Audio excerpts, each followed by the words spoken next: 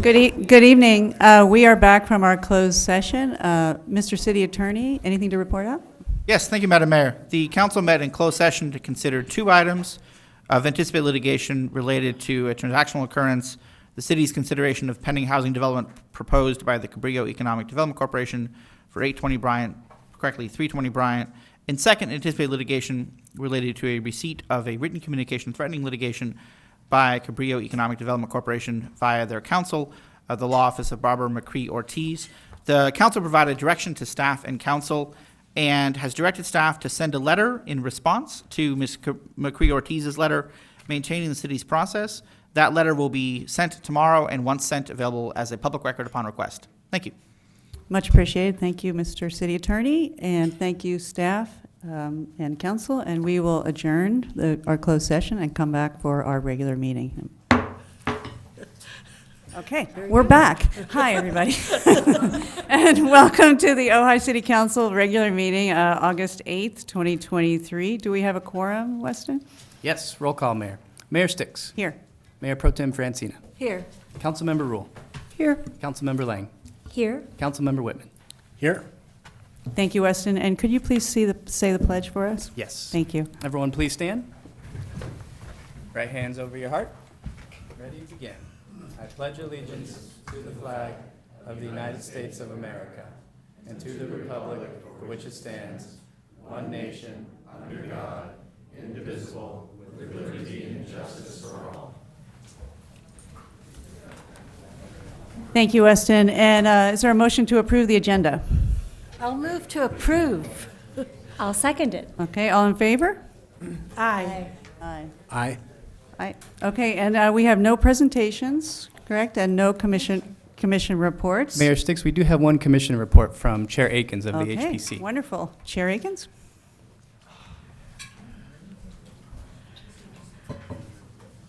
Brian Akins, Chair of the Historic Preservation Commission, who found himself on the wrong side of the train trying to get here from the fair, so apologize. Just from a commission report, two items. One is that happily we did get a tour arranged of the stable. That's the term used in the historic reports. We kind of fantasized it as the carriage house. Sounded a little bit more historical. And so we were able to do a tour of that with city council representatives, art commission representatives, other individuals that were there. Some people that couldn't make it that morning, we did an 11 o'clock and an 8 o'clock. If others would like to see what's inside that, they could contact a member of staff or they could contact me. I will reiterate what the community development director said in the planning commission. We just need to make sure that we're not violating the Brown Act, and so I make sure we have the proper numbers going there. So again, that was enjoyable to finally see that. I know Bill Miley whispered in the last meeting, he's been in there twice already. No shock there. The other thing is, from a commission report, is I'm just reporting you that tomorrow I am on the agenda for the Ojai Unified School District at their invitation for 10 minutes to just come and give some information that they requested along with the city properties, with the Nordhoff Grammar School property and with the Matilla Middle School property. So again, I have sent them information that Craig Walker prepared as an individual, as a part of the agenda, and also to give them a little background. I sent them the motion that was passed by the city council, and so that is a part of the packet that they got. I just wanted to let you know that, again, I will be speaking there, and for folks out there, that's at their invitation. Okay, thank you all. Thank you, Brian. Much appreciated. All right, we will move on to public communication. And just a reminder to everyone, these are items not on the agenda, and because they're not on the agenda, we cannot discuss them. We appreciate your viewpoint and participation, and we can agendize them in the future. Public comment is 3 minutes, and at the end of the 3 minutes, you'll hear a chime, and when your time is up, please stop talking. And in the spirit of equity, and also no sharing of time, and if you agree with the person in front of you, you can just say ditto. So we'll begin with Ron Solarsino, then we have Larry Steingold, and then Cale Starbird.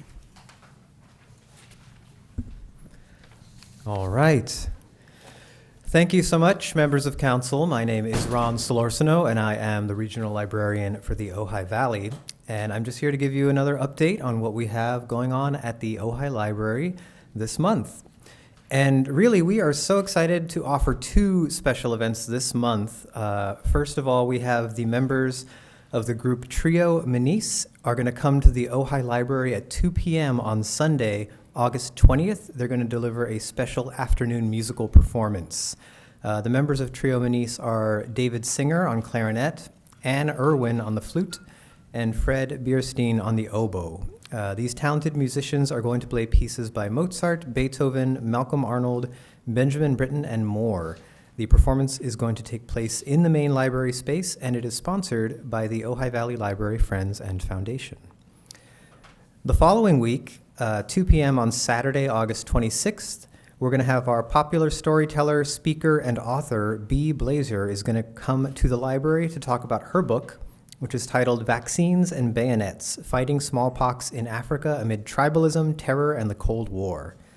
Blazer will describe the campaign that made medical history, including an overview of the victory over smallpox and the geopolitical threats faced by one public health family. A brief Q&A and book signing is going to follow that talk. I'm also very happy to mention this year's One County, One Book community reading program has begun, with copies of this year's selection, which is Solito by Javier Zamora, available to borrow at the library. Solito is Zamora's memoir of his migration from El Salvador to the United States at the age of 9. From the book's official description, Solito not only provides an immediate and intimate account of a treacherous and near impossible journey, but the miraculous kindness and love delivered at the most unexpected moments. Solito is Javier's story, but it is also the story of millions of others who had no choice but to leave home. The One County, One Book capstone event is going to take place on September 30th on the campus of CSU Channel Islands. It will include an author presentation featuring Zamora. It's also going to include a special event sponsored by the Ventura County Library Foundation, an author reception prior to the talk, A Taste of Central America, during which attendees can enjoy a light lunch, a complimentary copy of Solito, and a book signing with the author. Now, the author talk itself is free and open to the public. Those wanting to attend the reception will require tickets. Those can be purchased for $75 each at www.vclibraryfoundation.org. And that's all I have for you this evening. Thank you so much. Thank you, Ron. Much appreciated. Next, we have Larry Steingold, then Cale Starbird. Larry Steingold, resident. Many of your constituents have been giving me notes for the past week, so here they are. What has the city been doing about the Ojai Unified School Department properties? Are we going to get blindsided? What are we doing? How are we going to get involved? How are we going to provide direction? Thankfully, Ms. Palmer is doing the road cutting, and that's all nice, and everyone's seeing road cutting all over the city. Thank you for the police for Rite Aid, or is it Rexall? Rite Aid, sorry. The Becker agreement. When everybody was campaigning for office, we've heard calls like, oh, we can make a better deal. We can make a better deal. Well, has anybody called the Beckers to see if you can make a better deal so that we can do a win-win? We get rid of the lawsuit, we get rid of this, we get rid of that, and we get moving. Valet parking, that's on our agenda. 25-mile-an-hour speed limit. Is it easier to make the whole city 25 miles an hour and then make exceptions, or to just keep making roads? Like I know Drown is 25 and Daly is 30 because it's wider. And when the roads get paved, the traffic will get faster. So does that mean we need more speed bumps or traffic pillows? Helmets for electric bike riders. Somebody said that because of all the electric bike riders, we should require helmets and bells, please, like they require in the Ojai Valley Land Conservancy on vehicles, because 20, 25 miles an hour down the bike paths is pretty scary for a lot of people. And no cash alternatives for restaurants, again.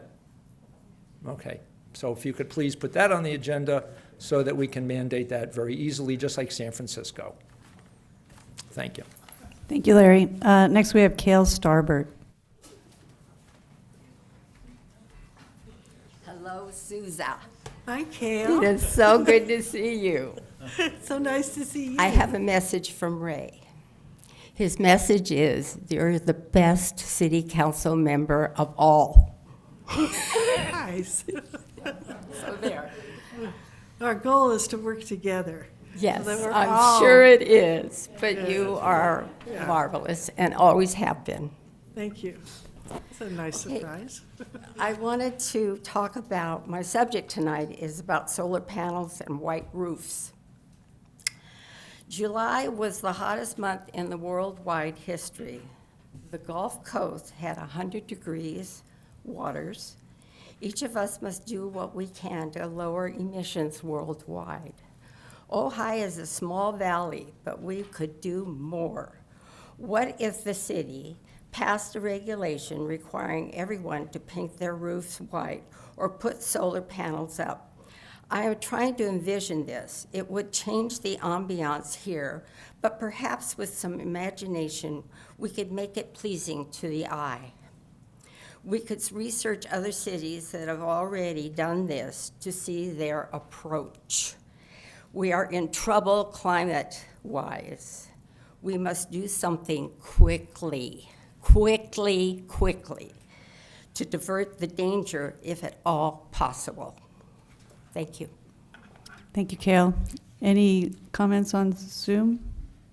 Question? None on Zoom, Mayor, but we have one more for general public comment. Nuri R.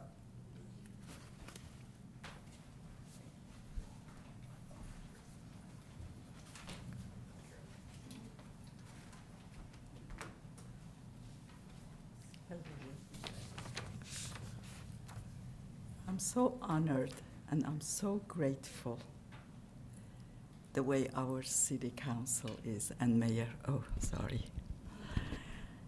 And it's beautiful.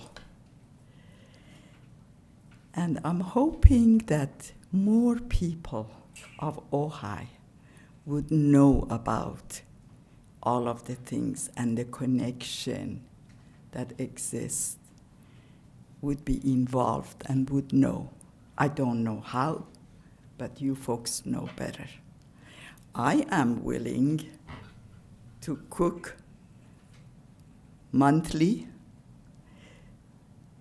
real cooking with a lot of love, that one of you every month, I go out myself with my partner and we have dinner with the houseless folks.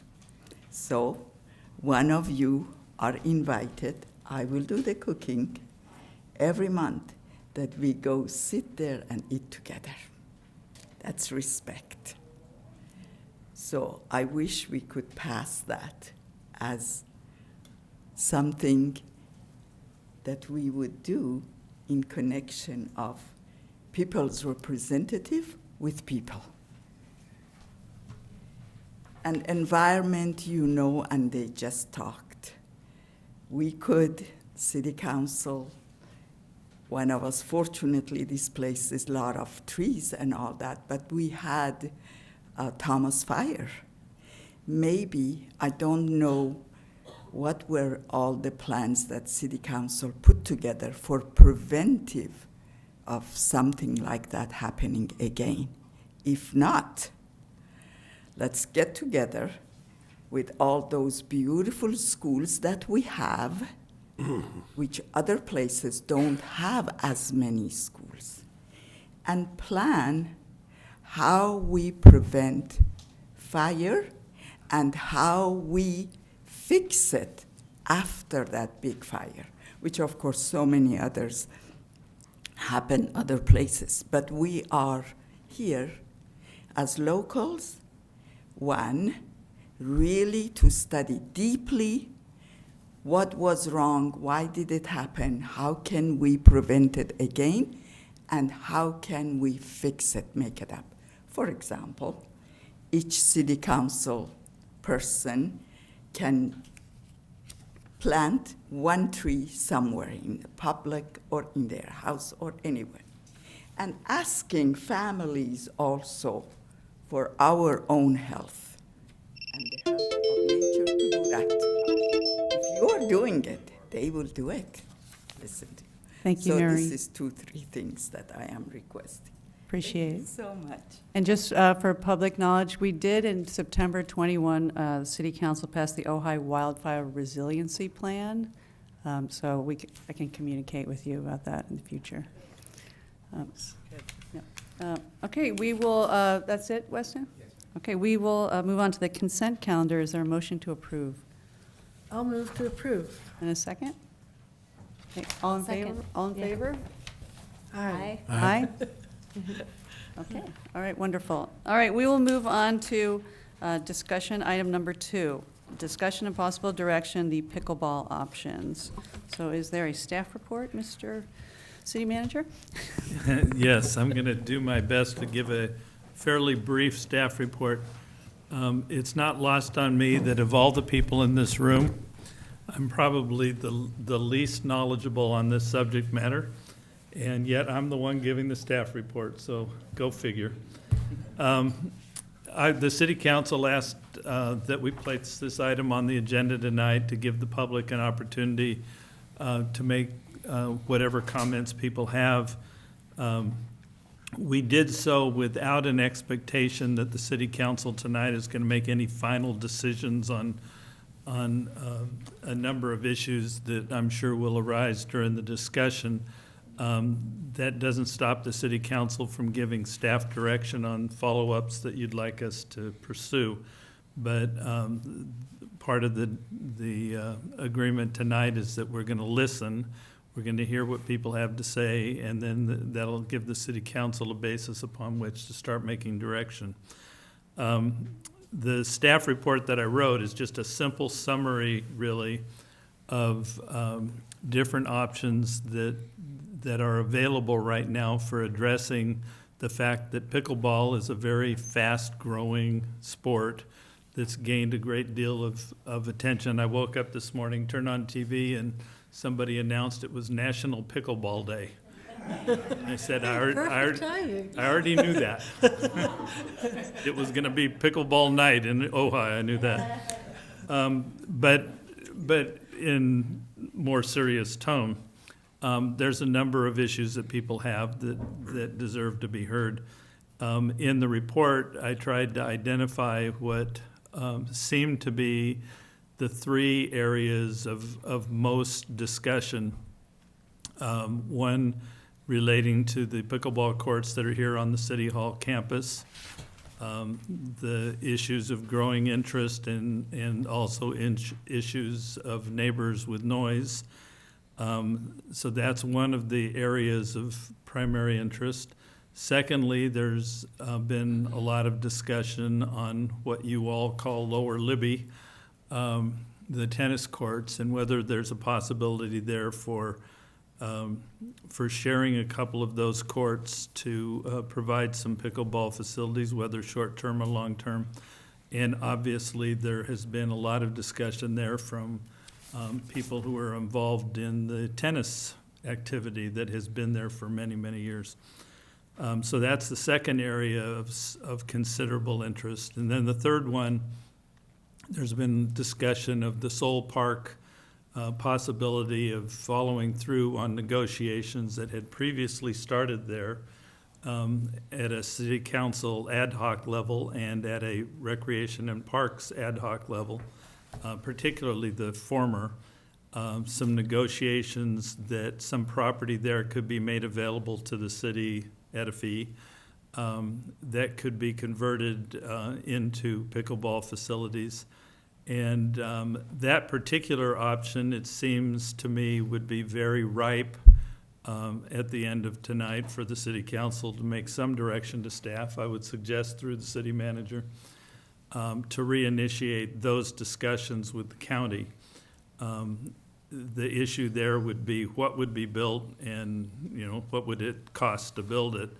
And I think the council may also want staff to follow up on those questions, get some designs and some cost estimates.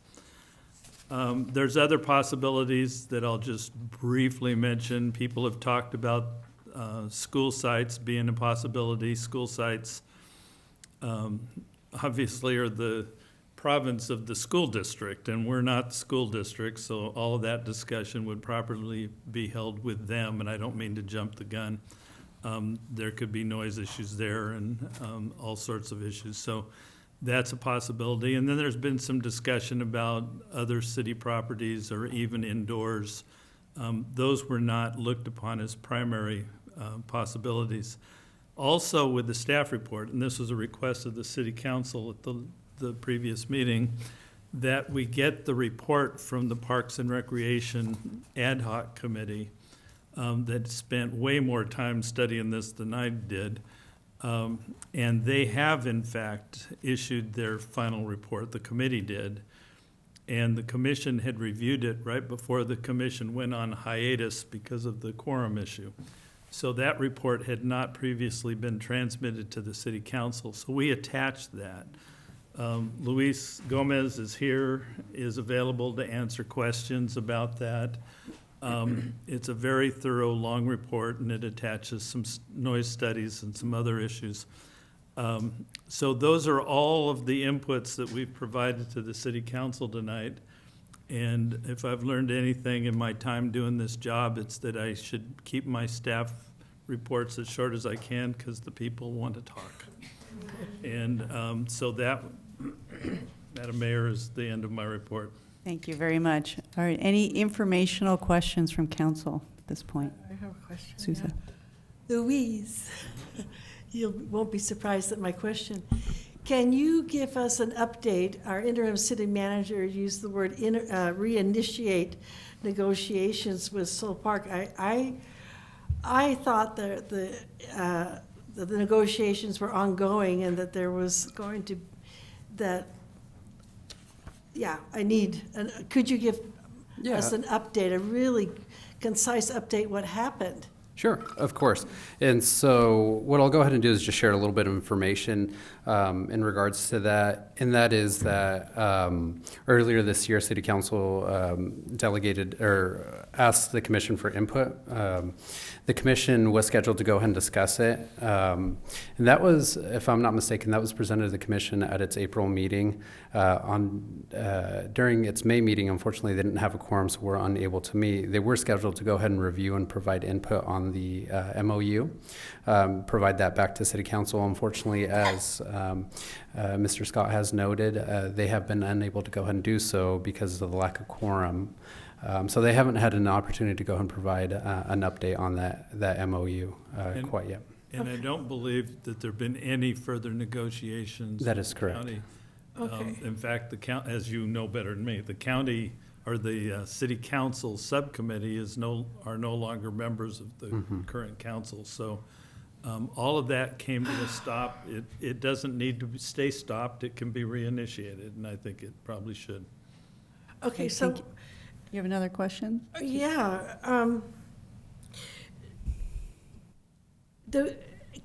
is the Park and Rec Commission able to do the job that we tasked them with, or can council decide tonight that we can just do it ourselves? Well, I think that's ultimately a decision for council to go ahead and Yeah. make. They I have know the the commission, yeah. did want to express their comments, but Yeah. unfortunately they're not able to do so because of the circumstance at this moment. Yeah. I would just say I think, especially given that you're going to have a new commission, I mean, not all of them will be new, but anytime you have a change, it's a new commission. We have a new council from when that report was initially drawn. It's appropriate for the council to provide the direction to its commission as to what role it would like them to assist in. And I'm sure we'd like the new commission to have a role in all of this. But all of these things ought to be directed out of the city council level. The commissions work for the council, and I think they should be directed at the council level. So I think we're starting back at that point, and the council can direct it out however you choose to do it, So we can do that at the end of the discussion and public hearing, if you're ready. if we yes. want. Okay, thank you. Okay, any other questions before public comment? I do have a quick question. Councilmember Rule? I'm going back in my memory, I'm replaying many council meetings ago. Did we vote to bring on the recreation department? Do we vote to give them sort of the ability to review and/or to comment? Was that a vote, or was that something more informal, is my question? And would we then have to re-vote to take that back, or what would that process be? If that's questions to me through the chair, my recollection is the council voted to have the Park and Rec Commission look at the existing draft agreement between the city and the county for Soul Park. As noted, the commission hasn't been able to meet to provide do that, so the council would have to vote to take it back, or could vote or by default, it would stay with Park and Rec Commission, who would pick it up when they can then meet once the quorum issue is solved. And so we would be able to move forward and have them review, as we moved forward. Would Yeah, that that's be an option okay? for council, Thank or you. as also requested to take it back. Either's an option. Okay, thank you. And I recommend you take it back and make it clear. Okay, thank you. Okay, all right, let's go ahead and move on to public comment. We have 26 public comments and probably some online, I would imagine, too. So we'll begin with Karen Wilson, then Bill Miley, and then and then Stacy Potter.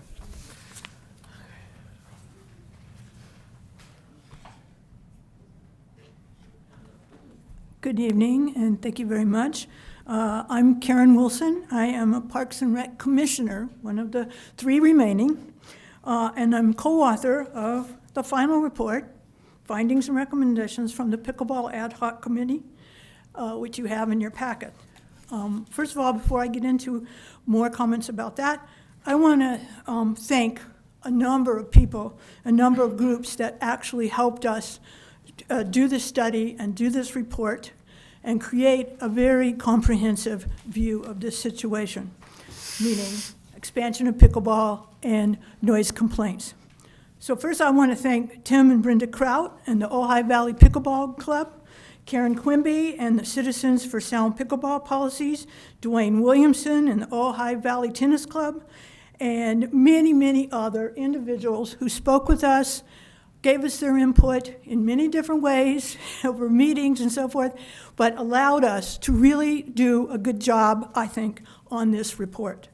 So I want to let you know that my colleague, Ryan Firestone, and I spent 13 months and approximately 600 hours. And on the open market, it's about $150,000 worth of work, if you want to know. And we spent that time studying ways to address pickleball expansion and noise complaints as directed by the City Council.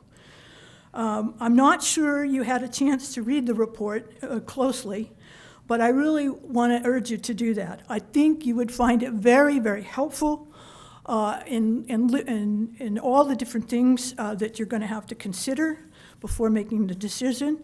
And very likely, many of the things you will hear tonight are actually addressed in the report. We did the research and analyses that you and the city staff do not have time to do, and it was our privilege to do that. In our considered opinion, we made 5 recommendations which offer a clear, community-sensitive, and fiscally responsible path toward maintaining and expanding pickleball while addressing noise complaints at current and future sites. We give you something to work with now and in the future. And it was all for your benefit, for your decision-making, and for the benefit of the greatest number of community members. We had that as our goal. I want to, with your indulgence, demonstrate one of those benefits that we think will come out of our report, and that is quieter paddles and balls. So, Randy has a paddle that I used in 2020 when we started here. Okay, this is the paddle I use. This is the paddle I use today. you can all hear lower volume, lower frequency, less irritation to the human ear. I'm happy to answer any questions tonight or at a future event as appropriate. Could Thank you do you. Thank the you, demonstration Karen. once more? I didn't hear that much difference, to be honest. No, I didn't, because I don't have the ear for it yet. So that's why I sincerely want to hear it again. Older paddle, I'm ready, yeah. newer paddle. It's a duller sound, it's a lower frequency, so it's not as A little bit better. Thank you, yeah. Karen. Thank you. Okay, Ne- Next, we have Bill Miley, then Stacy Potter, and then Ian Potter.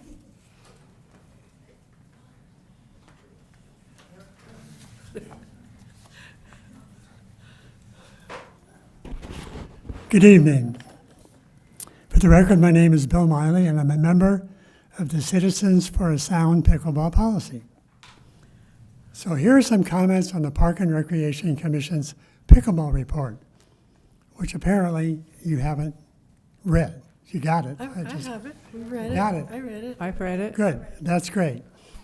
Because I thought maybe the points I'm going to make were a preview rather than a review, so maybe it's a review. Okay, point number one. On page 27 of the Recreation Report listing the ad hoc committee's activities, it listed, surveyed the pickleball community for current behavior, needs, and preferences. Great. What it did not do is survey the residents who are affected as to their needs, etc. By not doing that, it failed to consider the impacted neighbors. 2. On page 15 of the Recreation Report describes how they conducted their own unannounced, quote, unquote, pickleball play sound test on May 16th and 17th, 2023. Many of us had no idea that was being done. It appears they had a degree of mistrust of the PSM acoustical study report, which cost the city $13,000. On page 19 and 20 of the PSM report, sound mapping commentary and maps are presented of the City Hall site and surrounding areas. And I sent this to you in an email. This document shows the pickleball sounds carried beyond the play site. You will see the green color areas are sound neutral. It appears the Recreation Report does not address the elements of the sound study, even though I focused on that in my speech to them. You'll notice the sound carries well into the city community garden, the memorial garden, and onto the city buildings. Page 4, or item 4. On page 24 of the Recreation Report, it addresses recommendations. Soul Park is listed. This report may have estimates of cost, may not have estimates of cost for building pickleball courts at Soul Park. And the negotiations you already know about. Cost estimates run from 200,000 to 2 million. I did a research on the internet, and you can get a tennis court and a pickleball court for about $60,000. And last, in my email I sent to the council, I included 3 audio tapes. A patio taping that I made out there, taping in front of 408 South Ventura Street, where the garage is, and a quiet tape after 6:30 last evening. It's really quiet. Thank you. Thank you, Bill. Next, we have Stacy Potter, then Ian Potter, then Larry Steingold. Hi, everyone. I'm Stacy Margolin Potter. I want to thank you all for coming, and thank you, City Council members, for giving me the opportunity to speak. I want to ask the audience, stand up if you're a tennis player. Is this appropriate? No, it's not appropriate. Stand up if you're a pickleball player. Okay, you can all sit down, please. In Ojai, we're known for our artists, our avocados, our oranges, and for holding the oldest amateur tennis tournament to be held in one place. I was a professional tennis player and now a professional senior pickleball player. There is room for both. We have our historic Libby Park for tennis, and now our community needs its own pickleball facility. The growth of pickleball is here. 36.5 million people played pickleball from August 2021 to August 2022. So, Ojai needs more pickleball courts. Soul Park presents the best permanent solution. Why? Because we can have 8 state-of-the-art courts with barriers between each court. There's no noise issues for the neighbors. There's no conflict from the tennis community. It's a win-win for the entire community.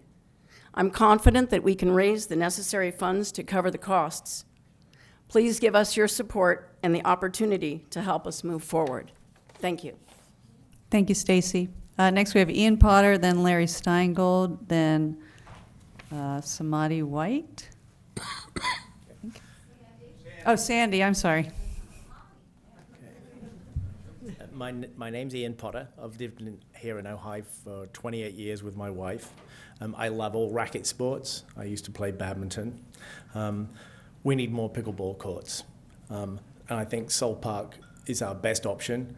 There aren't going to be noise problems in the park. My wife and I donated to the paddle tennis. In fact, I helped paint the lines on those courts. And even though we don't play paddle tennis, we realized that it was a benefit to the community, and it was an outlet for young people and old people, so we supported it. I think we can raise money in short order for the project over in Soul Park, and we can build a quality, world-class facility. So I think we've got some momentum, and I'd like to move forward with it. Okay, thank you. Thank you, Ian. Next, we have Larry Steingold, then Sandy White, and then Jim Kosser. Larry Steingold. I don't play tennis or paddle pickleball, but I do love the rackets. The idea of Soul Park is wonderful, so long as we can still pay for the roads and the pension and everything else. If they can raise the money, if the city can raise the money, so it doesn't cost from some other pocket or some other problem, it'll be wonderful. And the ongoing cost, is that going to become a line item or a budget item, or is that going to be taken over by the Pickleball Association? Because it's going to become a line item. Because do we end up taking care of the police for the whole park? Cutting the grass, maintaining, servicing, now becoming, is the Park Association, Recreation Department going to manage Soul Park, which would be fine. Okay, but it's going to become an item that we're going to become responsible for. Also, Matilaha Junior High School has pickleball courts. Has anybody actually talked to them now? Because I think we can probably make a very good deal, because they're going to need us for variances and permits, so we can drive them there too. So, We can respond just briefly. right. Anyway, but Soul Park makes a lot of sense, and the Potters are right. Thank you, Larry. Next, we have Sandy White, then Jim Kasser, and then Dwayne Williamson. Hi, Council. Thank you for having us here. I appreciate this opportunity. My name is Sandy White, and I'm a resident for 33 years here in Ojai. Before discussing any other issues relating to pickleball at Libby Park, I want to clear up one very disturbing item that has come to my attention. There are several unfounded rumors floating around that because the current restructuring involving the Pac-12 Athletic Conference, somehow the Ojai tournament would be shutting down, and this simply isn't true. As a member of the board of directors of the Ojai Valley Tennis Club, I have several responses to this rumor. Absolutely no impact for our April 2024 tournament, none at all. All current Pac-12 teams, including UCLA and USC, will be playing and participating and playing their season-ending championship here in Ojai as per usual. If the Pac-12 conference does not play its championship here in 2025, our Ojai tournament will most likely seek to find another major athletic conference, such as the Big West or the Western Athletic Conference, both who have played here before, and to replace the Pac-12. Alternatively, we could shift one of our other high-profile events. We actually have 28 different events that play here that would be in a substitute for the Pac-12. And for example, we could put our most popular, which is probably the Open. That could be a tournament that would be played there in Libby Park. So in no way would this, will the Libby Park courts not be used for tennis during the Ojai. And then contrary to misinformation being spread about, there's not even a remote chance that the Ojai tournament will close down. As a result of the current Pac-12 problems, our tournament has been around for 121 years. We have over 600 volunteers in the community. It is a beloved tournament and part of the fabric of Ojai.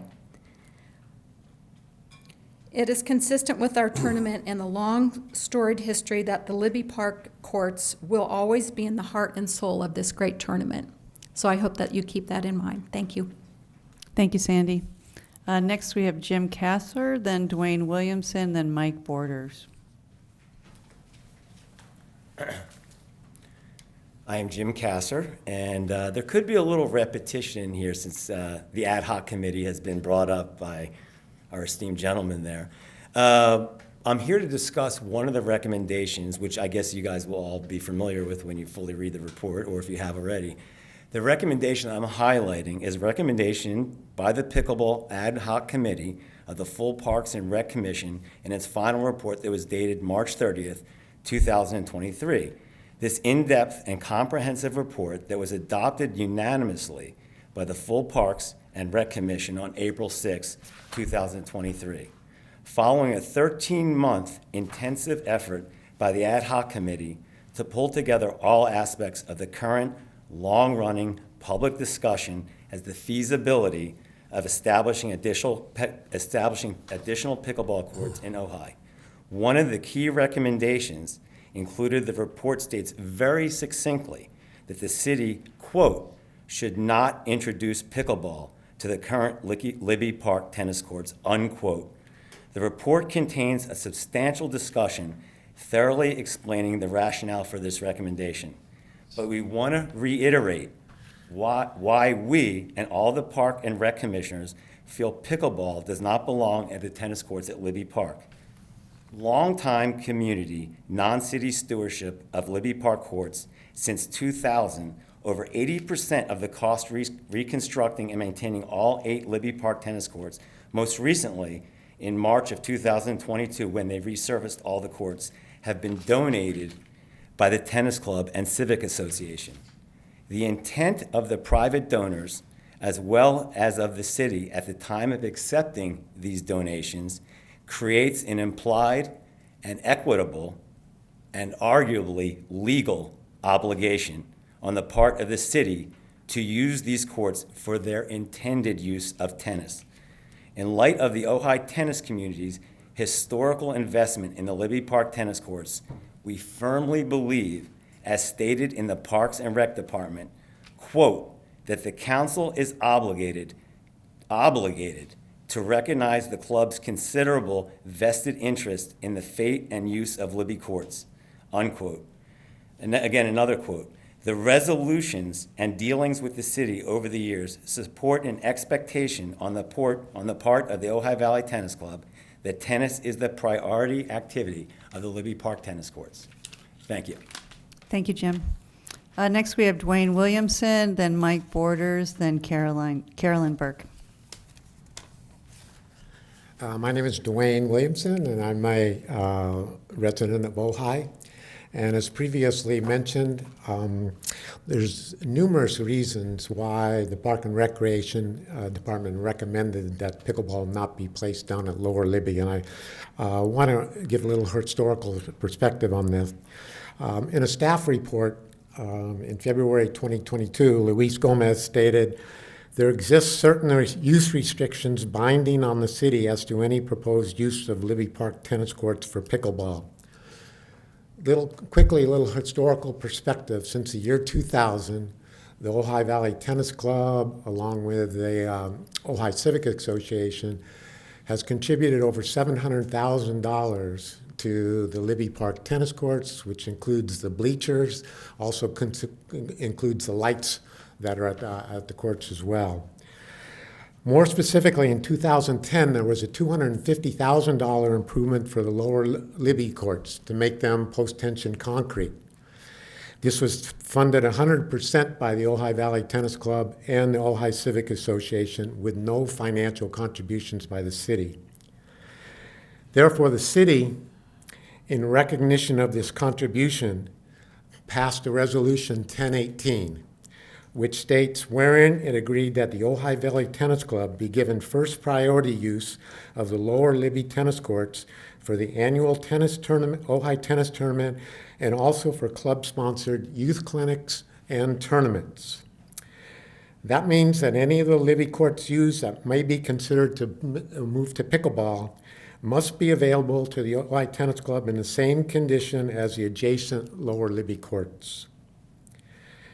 The tennis club currently has 4 active events. One, as everybody knows, is the Ojai Tennis Tournament, which happens at the last week in April. We also sponsor the Jacob Voss Holiday Challenge, which occurs during the end of the holiday season, either the end of December or 1st of January. We also have a high performance clinic for hundreds of junior tennis players throughout all of Ventura County. And that's usually held in mid-March. And then we have the Ventura County Junior Tennis Association Tournament, which we usually have in summer or the fall. So with that said, to be able to transition those courts is one, it's going to be, depending on how that is done, costly. 2, the time it would take to make those changes would shut down the courts for both tennis players or pickleball players. So at this point, we strongly recommend the council look at that recommendation and support that recommendation. So thank you for your time. Thank you, Dwayne. Next, we have Mike Borders, then Carolyn Burke, and then Scott White.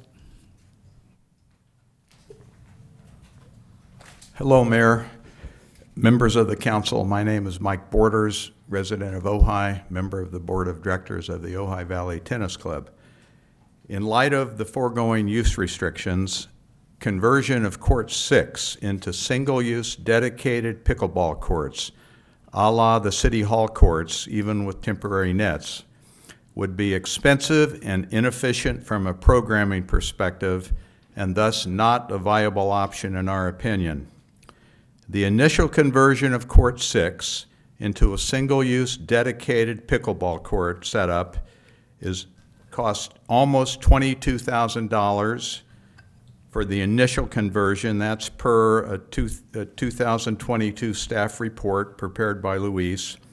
That also includes $11,000 for heavy-duty movable nets, which would be required because any permanent net posts cannot be installed into post-tension concrete courts.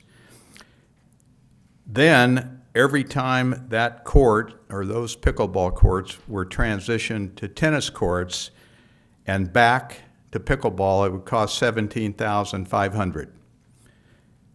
That's each transition. In addition, and this may be even more important, each resurfacing, there's 2 resurfacings when you do one transition. Each resurfacing will take approximately 2 to 4 weeks to get scheduled. So if you go one direction and then back the other direction, you're looking at a possibility of 4 to 8 weeks of lost time for either tennis or pickleball on that court. As has been mentioned, there's 4 club events as of right now, so there would presumably have to be between 1 and 4 transitions each year. Either the city or the pickleball group would have to pay for that transition. It gets pretty expensive. If there were, say, 2 transitions in the first year, that's $35,000, adding to the initial conversion cost of $22,000, we end up with the total just for year 1 of over $56,000. Year 1, $56,000. That same amount of money, it seems to us, could be spent in a more efficient way, like, for example, paying towards the cost of developing a permanent pickleball complex at Soul Park. Thank you. Thank you, Mike. Next, we have Carolyn Burke, then Scott White, and then Jeff Jenkins. Good evening. My name's Carolyn Burke, and I'm the current president of the Ojai Valley Tennis Club. I'm going to speak tonight about the pickleball noise issues at Lower Libby. Obviously, it's a significant issue here at City Hall. It would also be an issue at Lower Libby. The city has already spent $13,000 to retain Pickleball Sound Mitigation, a nationally recognized pickleball noise consulting firm, PSM, to conduct local sound testing and analysis in Ojai to establish appropriate sound level guidelines specific to pickleball and to assist the Parks and Rec Commission to determine the likely noise impacts of pickleball at various locations in Ojai. Based on the recommended guidelines specific to pickleball noise and sound testing conducted at Lower Libby, the pickleball noise from just 2 pickleball courts at the south end of Court 6, and usually a tennis court would have 4 on it. They did this for just 2 pickleball courts. That would exceed the PMS recommended maximum acceptable noise level at that location. PMS recommended that to reduce the sound of just 2 courts to an acceptable level, a sound barrier would need to be placed up along the top of the hill to the west and above courts 5 and 6. They also concluded that putting any number of pickleballs on court 5 would not be feasible, as the pickleball noise from that court could not ever be made acceptable. The Parks and Rec report concludes that the effectiveness of this recommended sound barrier is uncertain given the complexity of the topography in that area, and the potential cost of the barrier is likely expensive. The Parks and Rec report states that the addition of pickleball would be at the detriment of the quality of tennis play in terms of sound on courts. This would be particularly true if the number of pickleball courts introduced on just court 6 was any larger than the 2 recommended by PMS. Just imagine the noise emanating from 8 pickleball courts. The noise problem from introducing pickleball to court 6 would be a potentially larger concern than the City Hall courts, because court 6 pickleball play would presumably not be restricted to the current hours of operation of the City Hall courts, and presumably would involve evening play under the lights. Thank you. Thank you, Carolyn. Next, we have Scott White, then Jeff Jenkins, then Tina Leslie. Thank you, Mayor, City Council. My name is Scott White. I've been a 33-year resident of Ojai, and I will also come to you as an advocate for both pickleball and tennis. I enjoy both sports very much. But tonight I'm actually advocating for a permanent pickleball solution. The historic nature and designation of these Libby Park courts, the primary contributions of the city, the Civic Association, and the tennis club in developing and maintaining these courts, the prior city agreements and policies that have evolved over the years concerning the use of these courts, the fact that a large Ojai recreational tennis community uses these courts, and the fact that these courts are the home of the venerable Ojai tournament and other events hosted by the tennis club all point to the proposition that these courts should be reserved exclusively for tennis, not pickleball. As recommended in the Parks and Rec report, we urge that the city pursue the development of a permanent dedicated pickleball complex at Soul Park. The city and the local skateboard community were able to find a way to jointly develop the skate park. The county and the local paddle tennis player group were able to find a way to develop paddle tennis courts at Soul Park. It seems reasonable to believe that with many more participants, the pickleball community and the city ought to be able to find a way, working with other interested parties such as the tennis club and the Civic Association, to develop a permanent pickleball complex at Soul Park. In late 2022, the City Council approved an MOU, a Memorandum of Understanding, with the county concerning its proposed grant to the city of a right to use Soul Park. This is the obvious choice to pursue because, as stated in the Parks and Rec report, there would be no apparent pickleball noises. The current status of the MOU is unknown, at least to us. However, we would urge the council to urgently proceed to reopen and pursue these negotiations with the county to finalize this matter. Thank you very much for your time. Thank you, Scott. Next, we have Jeff Jenkins, then Tina Leslie, then Tim Kraut.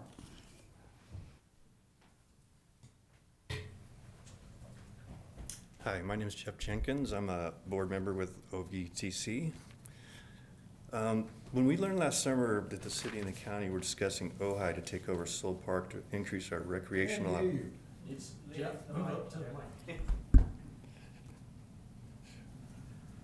When we learned that the city and the county were discussing Ojai to take over Soul Park to increase our recreational opportunities, we assembled a local group of tennis and pickleball players to pursue the option of a permanent pickleball facility at Soul Park. The feedback from the pickleballers or our group was that Soul Park was a great option for a long-term solution and that most other pickleball players they knew would also be in favor of that location. So we went to the area, we identified an area east of the paddle tennis courts as an ideal place to build 8 new courts. There's ample parking there, there's restroom facilities there, there's shade, a seating structure, barbecue area, a child's playground. There's also ample room to expand, and again, there is ample parking. So last August, a dozen or so, we met at Soul Park with First Serve Tennis for an estimate to build 8 new post-tension, state-of-the-art pickleball courts. First Serve is a company we've worked with for decades. They do excellent work. They're competitive, and they're also the contractor that resurfaced Libby Park last spring. So the bottom line here, we have a proposal to build 8 new post-tension courts with an 8-foot black vinyl fencing around the entire perimeter, a 3 to 4 foot black vinyl fencing around each court to contain the balls, and brass net posts. And this total cost was estimated under $2,000. It was actually $194,000. So the contractor also estimated this project would take 2 to 3 months to complete, which I know has been an issue with some players about how long the project would take to complete. So anyway, I brought copies of the proposal if you'd like me to leave one for your reference. But anyway, the bottom line is you could build 8 brand new courts for $200,000 at Soul Park. It's a pretty easy construction site. It's right next to the paddle courts, easy access, and all the amenities are there. There's plenty of opportunities to expand that. If you wanted to do 8 more courts, you could do it on the far east side of the lawn there, which makes it even closer to the restrooms and the other facilities. So anyway, thank you for your time. Thank you, Jeff.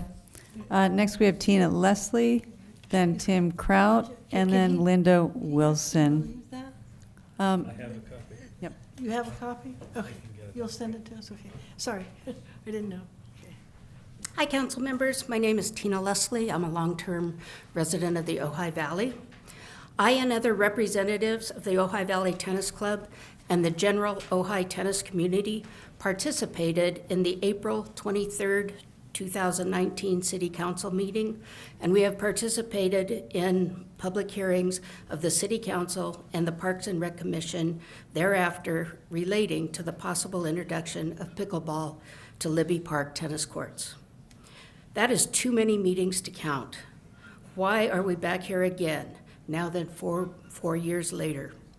Could it be that the original quick and dirty council decision to establish the pickleball courts at City Hall without any serious consideration of the pickleball noise impacts upon City Hall neighbors was in hindsight a mistake? I think the answer to that question is an obvious yes. Please, don't repeat that same mistake again. As discussed in depth in the Parks and Rec report, there will be serious noise impacts of introducing pickleball at Lower Libby Park. Why would the council choose to display the same poor judgment in creating pickleball noise issues at Libby Park?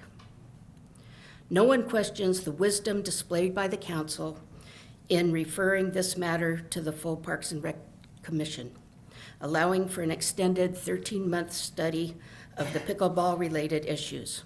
or in authorizing the expenditure of over $13,000 to engage a pickleball noise consulting firm to provide professional guidance relating to the unique noise issues relating to pickleball. The Parks and Recreation Commission has done its job, and a very diligent and thorough job at that. The full council now has their recommendations. Hopefully, we are nearing the end of this long and contentious journey. On behalf of the Ojai Valley Tennis Club and the entire Ojai tennis community, we ask that the council determine, once and for all, that the proposed introduction of pickleball to Libby Park is ill-advised and that the council adopt the unanimous recommendation of the Park and Recs Commission that pickleball should not be introduced to the current Libby Park tennis courts. We further ask that the council immediately reopen negotiations with the county regarding the proposed agreement regarding Soul Park, which presents the best option for establishing a permanent home for pickleball in Ojai. Thank you. Thank you, Tina. Next, we have Tim Kraut, then Linda Wilson, and then Peter Pick.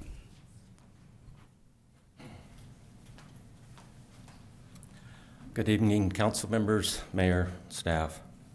Just a little brief history.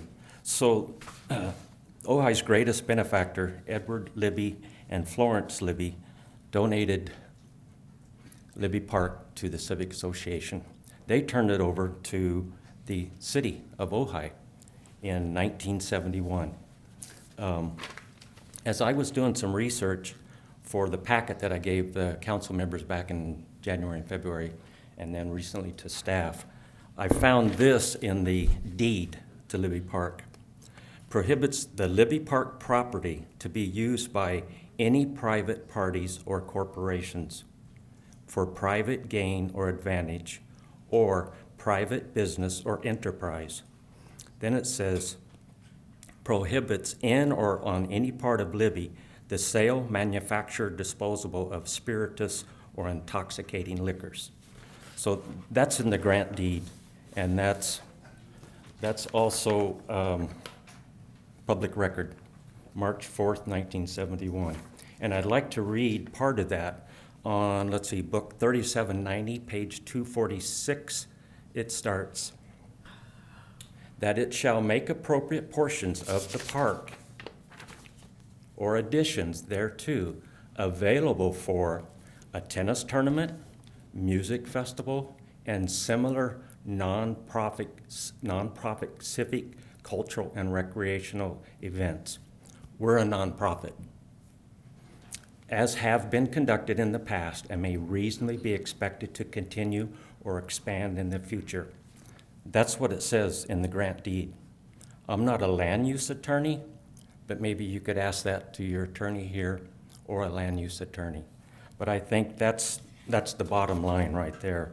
Also, I know that Resolution 1018 has been mentioned quite a bit. And at the very bottom, it says, Section 1, thanking the tennis club for the improvements. And then it says, henceforth, owned and maintained by the city of Ojai. It doesn't say owned by this person or that person. It's by the city for all the residents. And Section 2, it says, in appreciation of said improvements, they are giving them without fee first priority to the club. First priority. Okay, I can live with that. How many days do they need it? And then what days are left? I think we should be able to work that out. There's plenty of space there. It's already there. It's public property. If that was a private park, I wouldn't be here talking to you. Thank you, Tim. Next, we have Linda Wilson, then Peter Pick, then Len Claife.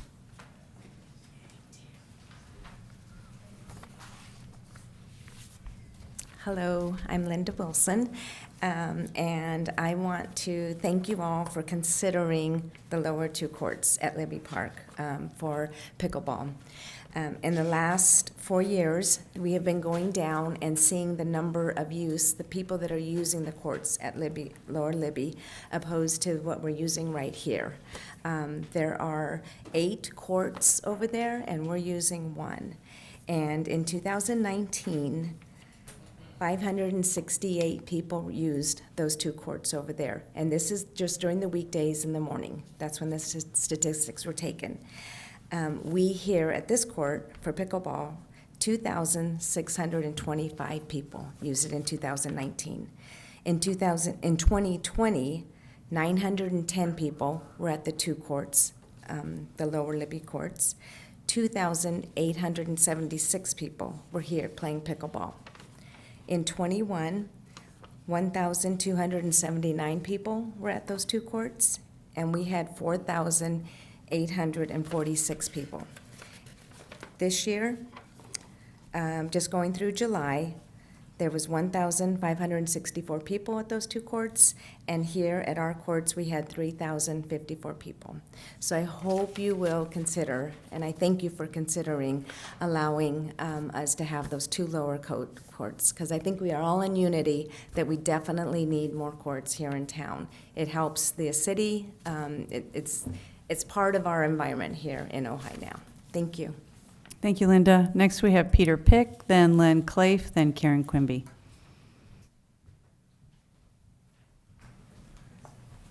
I'm going to read this for Peter Peck. He can't be here today. He's one of the many neighbors around here that are being affected by the pickleball courts. It says, "My name is Peter Peck.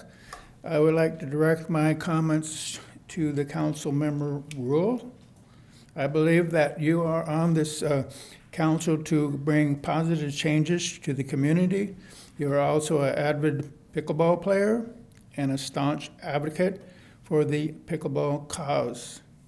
As you are painfully aware, there is a long list of issues that this council has disagreed over, resulting in lawsuits, consuming the agenda, wasting staff's time and resources. We, and specifically you, have an opportunity here to make sure that the pickleball does not get added to this list. The opportunity is to develop of Soul Park and an underused community assets with tremendous potential. There is a draft management agreement. There is an estimate to build courts at the reasonable cost. Community sports for this idea of linking Soul Park more closely to Ojai seems to be unanimous. It's what I would call a no-brainer. It is puzzling that the pickleball community is not on board.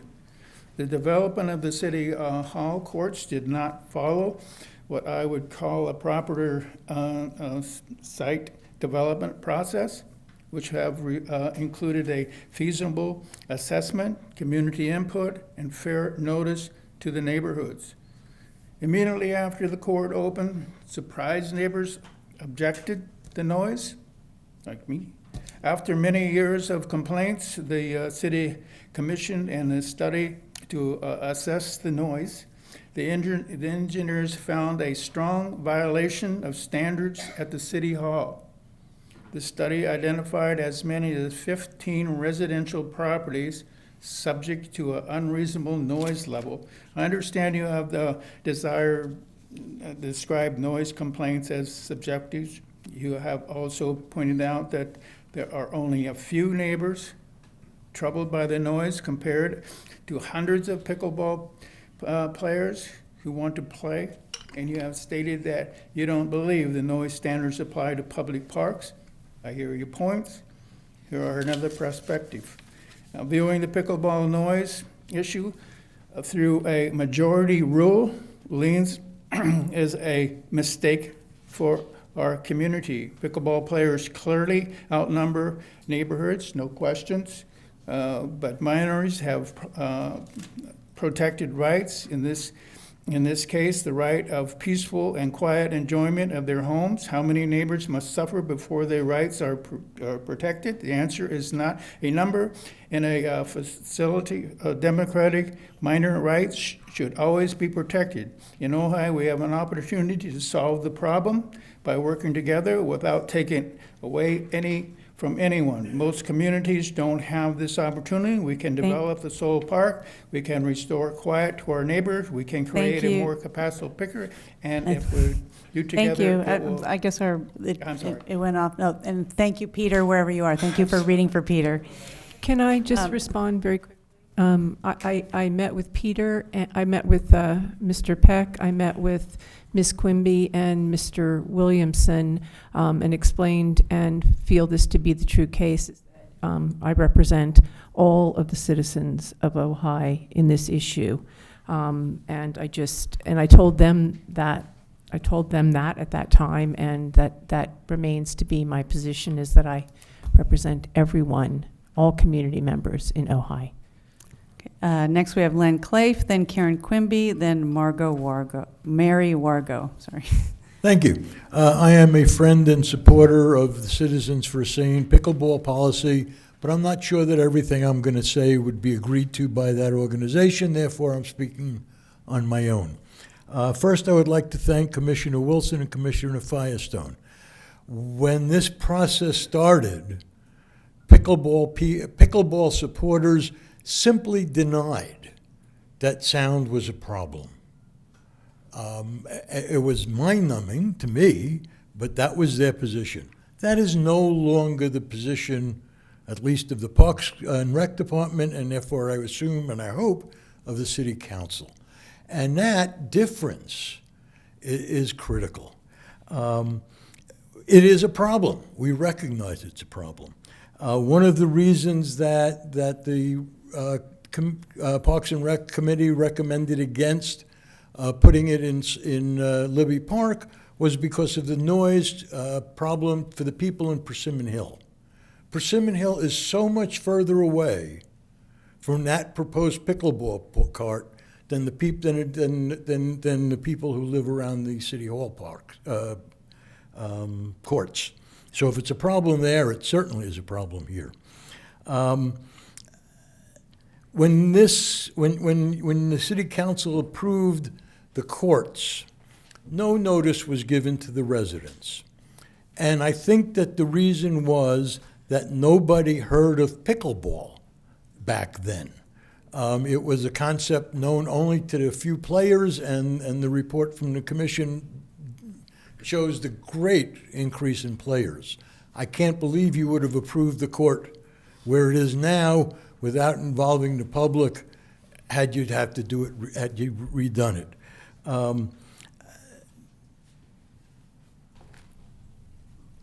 I think that it's clear that equipment is being developed that is less noisy, but the problem is enforcement. Who's going to make sure that the rackets being used are low-impact rackets? The answer is nobody, and that's a problem for the people living nearby.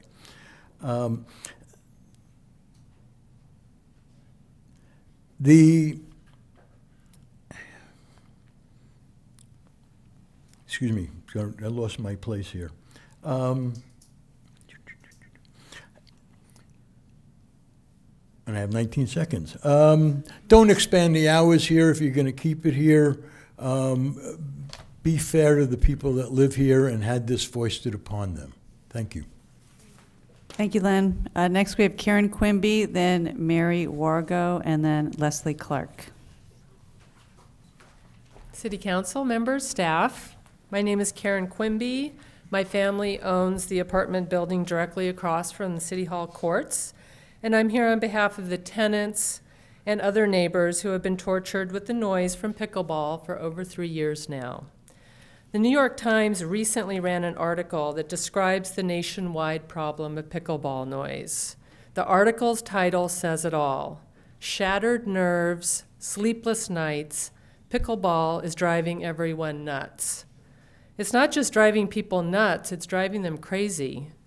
The EPA says that sound louder than 55 decibels can impact health and welfare.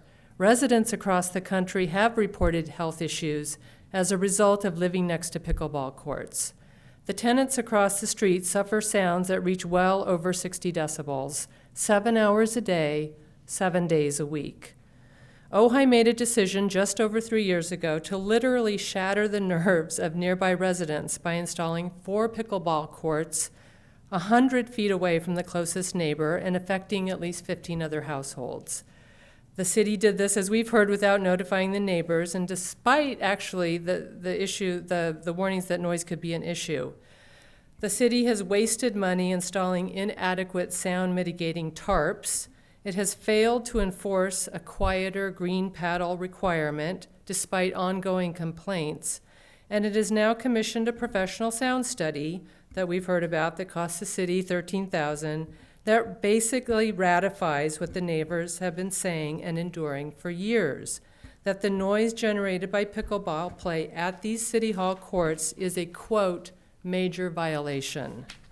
It is well past time to finally correct this major violation of the right of residents to enjoy quiet enjoyment of their homes by following the recommendations of the professional sound study, which are to either build a 30-foot barrier around all 4 sides of the courts, or, and I would say that this is not enforceable, a 15-foot barrier around all 4 sides of the court, and a mandate the players to play with quieter paddles and balls, which cannot be enforced, or closing the courts permanently and moving play to Soul Park, where the nearest resident is more than 1,200 feet away.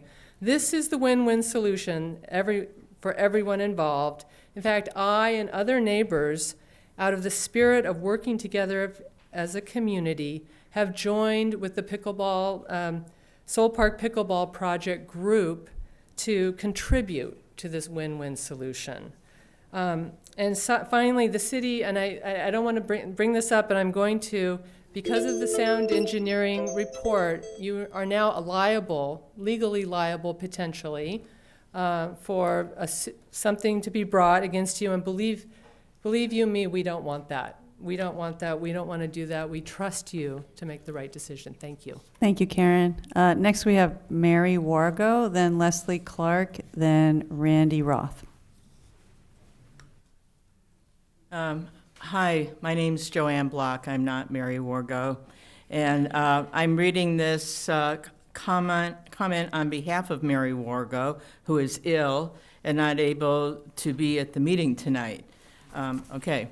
My name is Mary Wargo, and I live right across the street, approximately 100 feet from the pickleball courts. The noise has been penetrating my residence for 3 years now. It's annoying, distracting, and nerve-wracking. I no longer can open my windows or doors or use my patio while they are playing, which is approximately 7 hours out of every day, out of the day, every day. I've had people visit that ask me how I can stand it every day. The court should have never been authorized this close to residences. Pickleball companies that construct courts do not advise putting them in close housing. There is a reason there are so many complaints and lawsuits related to the proximity of the noise in several states. It is not just here, and it's not noise you ever get used to. I would really suggest you close the courts until the possibility of a more appropriate site, such as Soul Park, becomes available. Thank you. Thank you, Joanne, and thank you, Mary. Next, we have Leslie Clark, then Randy Roth, then Jodine Hammerand. Good evening. Good evening, City Council and staff. My name is Leslie Clark. I'm a 75-year resident of Ojai. No one knew when you gave permission for the pickleball courts to be constructed that pickleball would become such a controversial issue. That it would become, but these courts have become the most popular recreational facility in the city. And the sport, of course, is the fastest growing sport in the country. And it's also a big nuisance to the neighbors. You didn't know this. It's understandable that the neighbors are complaining. I don't think that there are too many pickleball players that are not in support of a permanent venue at Soul Park.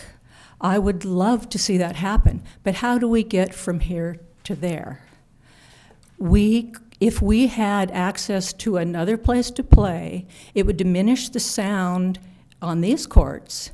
And we are not in violation of anything. We're quasi-public zoning, which is schools and recreational facilities, and we're not violating the ordinances. So if we had temporary access to Libby Park, to Lower Libby Park, I don't believe the expense that was mentioned. If we were allowed to have blended lines, no repainting would have to be done. The pickleball community would supply the nets and do the maintenance that we already do here. We have three groups involved in this controversy. We've got the pickleball community, the tennis community, and the neighbors. We all have to compromise somehow. We can't, everybody is right and everybody is wrong. We need to get together at the same table and hash this out together, figure out the solution. We'd love to go to Soul Park, but we can't go there tomorrow. The city doesn't own Soul Park. It doesn't have any right to tell us to go build something, even if we can raise the funds for it. So that's not going to happen right away. I think that if we could find a temporary place to play while Soul Park was being developed, it would diminish the sound and help out the neighbors. It would diminish the overcrowding at the courts, give us more places to play, and then when we have Soul Park, it's all solved. Thank you. Thank you, Leslie. Could I Next make we a, have, I'm sorry, Yep. could I make a very brief comment? I just wanted to say that you made the suggestion that all parties sit down at the table, I think a year ago, and I think you also made it 2 years ago. Mhm. So perhaps at some point, Well, you know, we're all parties could. Ojai, and we're nice I know, people, and I we know. can work it out if we just talk and not find bad guys and point fingers. Right, and I thank you for that, and I thank you for reiterating it, because I likewise believe the same. Thank you.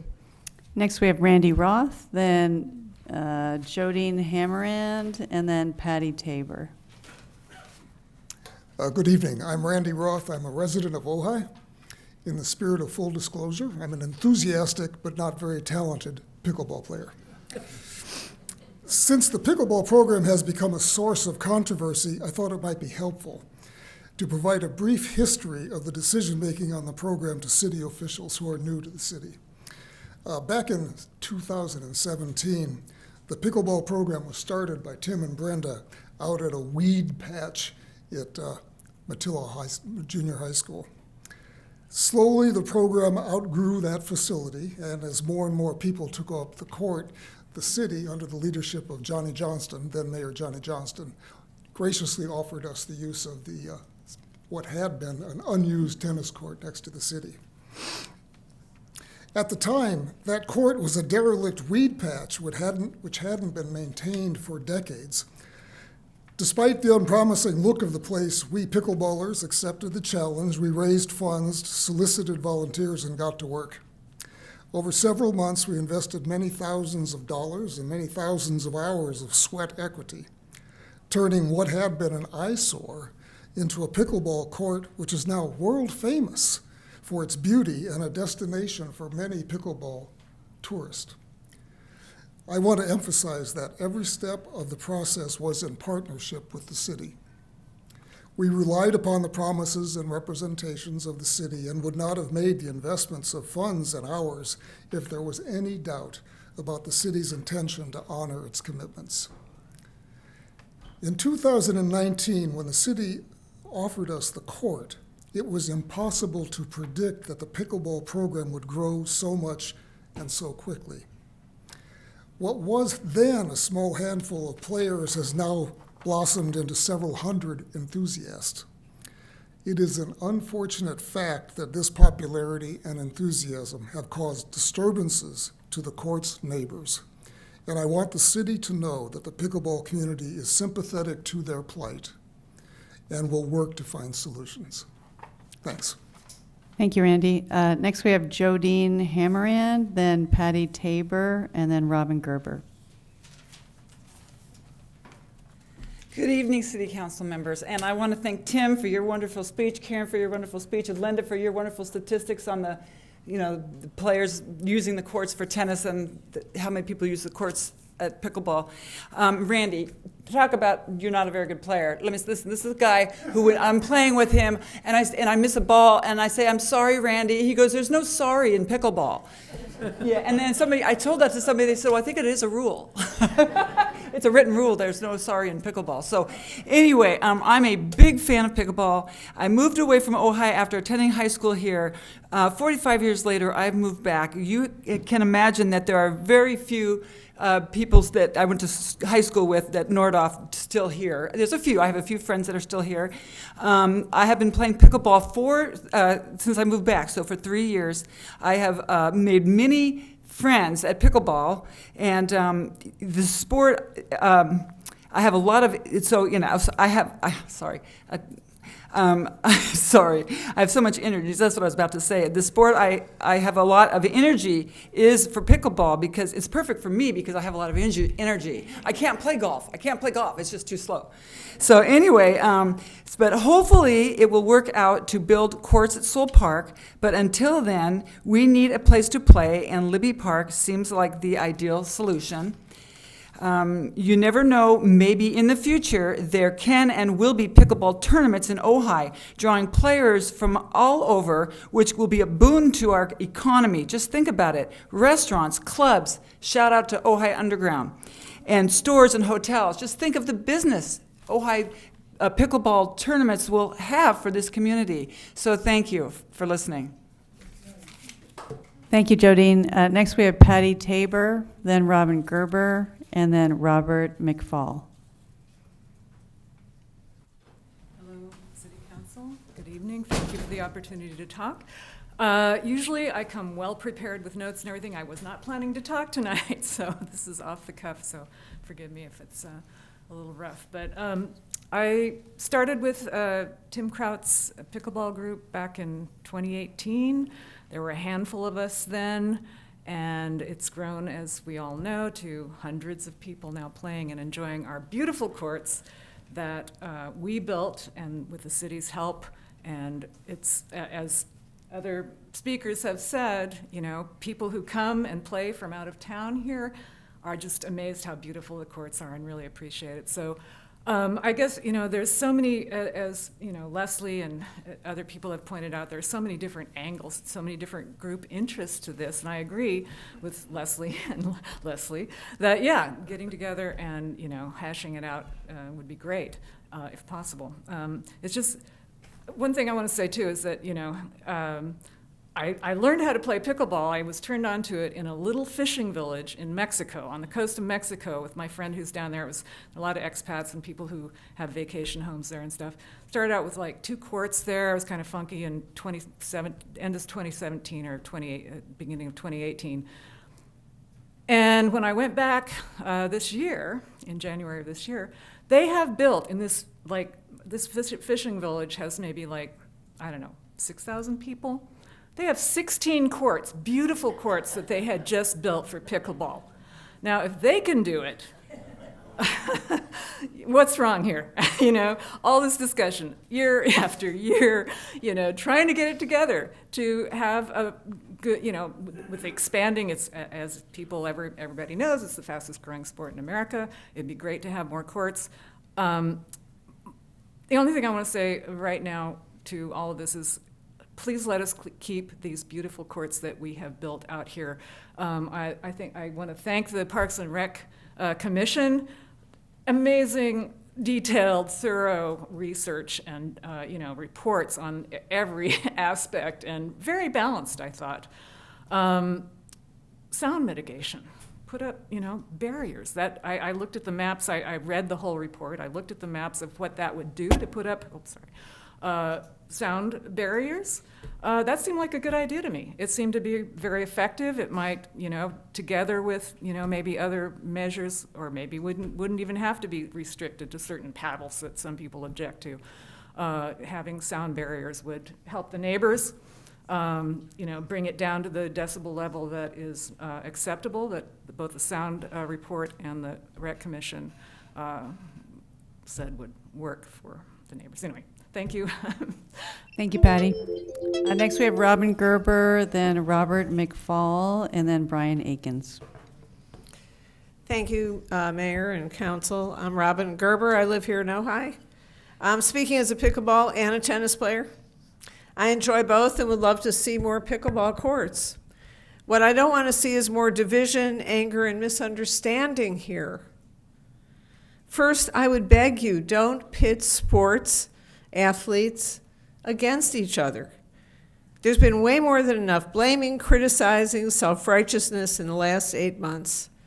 Do you really want to pit pickleball players against tennis players? Follow the Rec Commission advice based on a study that cost us all more than $10,000 and stop the push to take the Libby courts. Second, there are great, if not perfect, alternatives for pickleball. Soul Park is pretty ideal, as people have said. I know no one wants to wait on county approvals and building of courts, but impatience is not a strategy. Plenty of people want to help make Soul Park a pickleball paradise, but it won't happen without focus, energy, and time put toward the effort. It certainly won't happen by some of the people who came up here still harping on what the situation is in terms of how many tennis players there are versus pickleball players. Take that energy of counting heads on the courts and use it to turn Soul Park into that great facility that it can be. I would also say that, in truth, you all don't have to do anything other than this court out here. We know that, for instance, in Soul Park, the paddle tennis people, they did that all by themselves by going to the county. Tim Kraut and his wife, good for them, bringing pickleball here. They got those Matilaha courts without the city helping at all. I would invite the pickleball community and the tennis community, and I've been part of working with both, to work on Soul Park and Matilaha. Invite you to look at the solution for this court. The problems have already been talked about by other people. There is a solution here. To me, the solution is to build great courts out there. And yeah, you may have to wait a few months, but you know what? Change is always one step forward and 2 steps back. Let's start taking the steps. Thank you. Thank you, Robin. Next, we have Robert McFall, then Brian Akins, and then Randy Haney. Oh, Miss. Believe it. It's an old friend. He didn't. It was. He wasn't. Mr. Scott wasn't aware of that. I retired from public life, moved to a quiet little sanctuary in Ojai, and here I am, get to speak to an honorable council again. Honorable Mayor, members of council, and the honorable interim city manager, Mark Scott. You have a very fine interim manager to work with here. My previous life, you may have gotten a little hint of almost 40 years of public service as a director of Parks and Recreation, assistant manager and city manager, and also an interim city manager, interestingly enough, in a community that was going through this exact exact issue. And unfortunately, in the end, was pitted tennis players against pickleball players until somehow, as many have suggested, people got into a room and found out, in fact, that there was plenty of room for everybody to live and work together. There's just a reality, as my wife and I are examples of. Paddleball is just a perfect sport for as we're moving on into different ages and different levels, although there's an awful lot of young people that are playing pickleball now, and it was thankful to the City Council. They had the foresight to turn over 2 unused, underutilized portions of public land, which is your responsibility to turn that into the highest and best use, of which you did, with some unfortunate consequences that I can assure you the pickleball players are very anxious to work together with everybody to solve. I am not aware of a single pickleball player that sees this as an us or a them. We all want to be able to play in peace and enjoy our sports that we're doing. I want to comment on the courts that are here now. The study does indicate that there are a couple of measures that can be taken to make those more tolerable to the neighbors. It would certainly be our opinion that's money that's well expended, the time to try to do whatever we could. We should pursue that as quickly as we can. I don't think there's any objection to that. However, as some have suggested, removing those courts would remove the only 4 courts that we have to play in for hundreds and hundreds of people. So that seems like a draconian action to take. Soul Park is an excellent idea. I'm not aware of a pickleball player that doesn't agree with that. However, having been on the negotiating end with several different counties on these agreements, as Mr. Scott, I'm sure, will inform you, these are not easy to accomplish, and the devil will be in the details, and the opening salvo for the county already will cost the city of Ojai a minimum of $60,000 a year to gain access to it, in addition to other things. So unfortunately, while there is no doubt that's a viable option, and undoubtedly the capital improvement portion will be the easiest part to solve, the negotiations of it is something that should happen, but is likely going to take an extended period of time. I only had one other comment, but you've probably already had it made. Sure. Yes. Did you allude that you ended up with a shared court as some? Yes, we did. Actually, unfortunately, the numbers that apparently were in a previous staff report that indicated the transition that would take place between a tennis court and a paddleball court, that is for creating permanent facilities in both regards. The pickleball players are very used to using temporary facilities. We actually play at tennis courts now down in Ventura, because that's simply where we have to drive for some. We take in our nets, set them up, and play there. There's a half an hour changeover on it. We are very respectful of the Ojai tennis tournament here. Who would want to interrupt that? That is a jewel for this community. It does not, though, as somebody indicated, guarantee exclusive use by tennis, only if there are underutilized facilities. Thank you, Can I Robert. ask one more question. Did you say you have experience with negotiating with the? I have many years of experience. I would not necessarily volunteer that, though. Anyway, our city manager knows you, and I might. I highly recommend him. Yeah, I mean, you could. It's something you might have discuss with my colleagues, but. If the opportunity came up, I'd be happy to participate in that. Okay. Thank you very much. I'm even going to pay for dinner when I take it. Excuse me, Thank you, Robert. I had a quick question for Robert. It was along the lines of Councilmember Francina's, but not quite as direct. In your experience, given what you know about where we are in negotiations with the county on Soul Park, which, I think you know as much as anyone, what time frame? I mean, rough guess, because you've done this. Okay, so to be very honest, I have please. probably negotiated on 10 different ones, and these have all been with LA County and then a Central Coast County. Only one of those 10 negotiations ended up being successful. So you're sitting here with one objective and a very focused objective, and you would go to great lengths to accomplish that and to help your community be successful in this regard.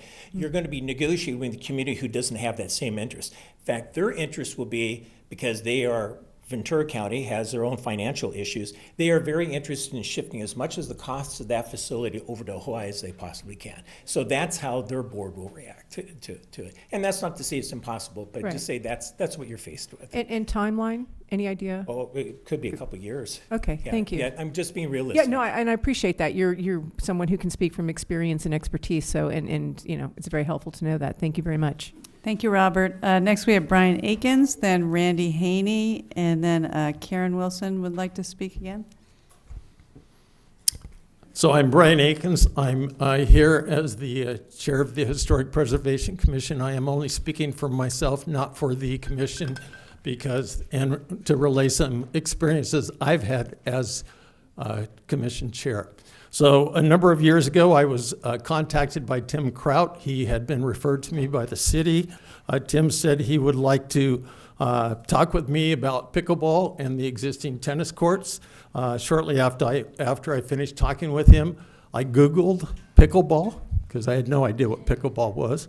Then I noticed that we had some pickleball courts, and I hopped in my car in Oakview and drove all the way out to Sewell Park, paid my little fee, and said, oh, that's what they are. So along the lines of, you know, it was very small and what it became with many of the things Randy Roth said were correct. I told Tim that I would only meet him at the pickleball courts in the daylight, because if you'd seen those pickleball courts at that time that we were talking, you could only safely walk over them in the daylight because it was broken asphalt. And it was in terrible shape. Important thing to remember is this whole parcel is landmarked by the city. That took place January 12, 2016. In doing that, 3 items were called out. One was the tennis court that's been around since the Smith-Hobson family was here. Then the stable that's out there, and this building. When it came before us, talking about the tennis court, I was sitting again on the front row. Susan was here, Matt was here, nobody else on the days was here. Everybody basically looked at each other and went, what tennis court? And so we pointed in that direction and suggested after the meeting they not go see a tour because it was dark by that time, but come back in the daylight. So Tim did contact me. We eventually, we alerted the city staff. Eventually, it was of enough idea to, one of the things we talked about is adaptive reuse on landmarks, and pickleball, paddleball just seemed like a true adaptive reuse to a tennis court. The idea was that it was going to be refurbished. That happened. The city put in money, and the pickleball people put in money. It came before the Historic Preservation Commission as an adaptive reuse item, and the commission voted to go ahead with that, especially knowing that improvements were going to be made. Just to reiterate some things that I've said, I do have friends in the state that have played here and are highly ranked on pickleball, and they do say this is one of the best. So again, not a position, but just, again, that was the basis to when we started these. Thank you. Thank you, Brian. Next, we have Randy Haney and then Karen Wilson.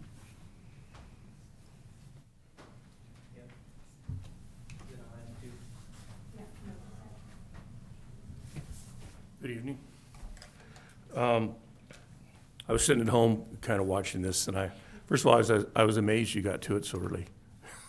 What? I was amazed you got to it so early. Usually you don't start your discussions until about an hour and a half into the evening, so thank you all. My favorite plant is a plant called Brunsfelsia, and its common name is yesterday, today, and tomorrow. So while I was listening to some of this at home, we were talking about yesterday and we were talking about the past.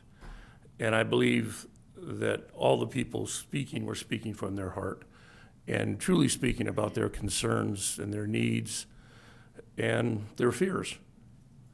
This community is a tennis community. I don't think anyone's ever doubted that. I mean, the history of tennis in this community goes back 100+ years. I mean, anyone can research it.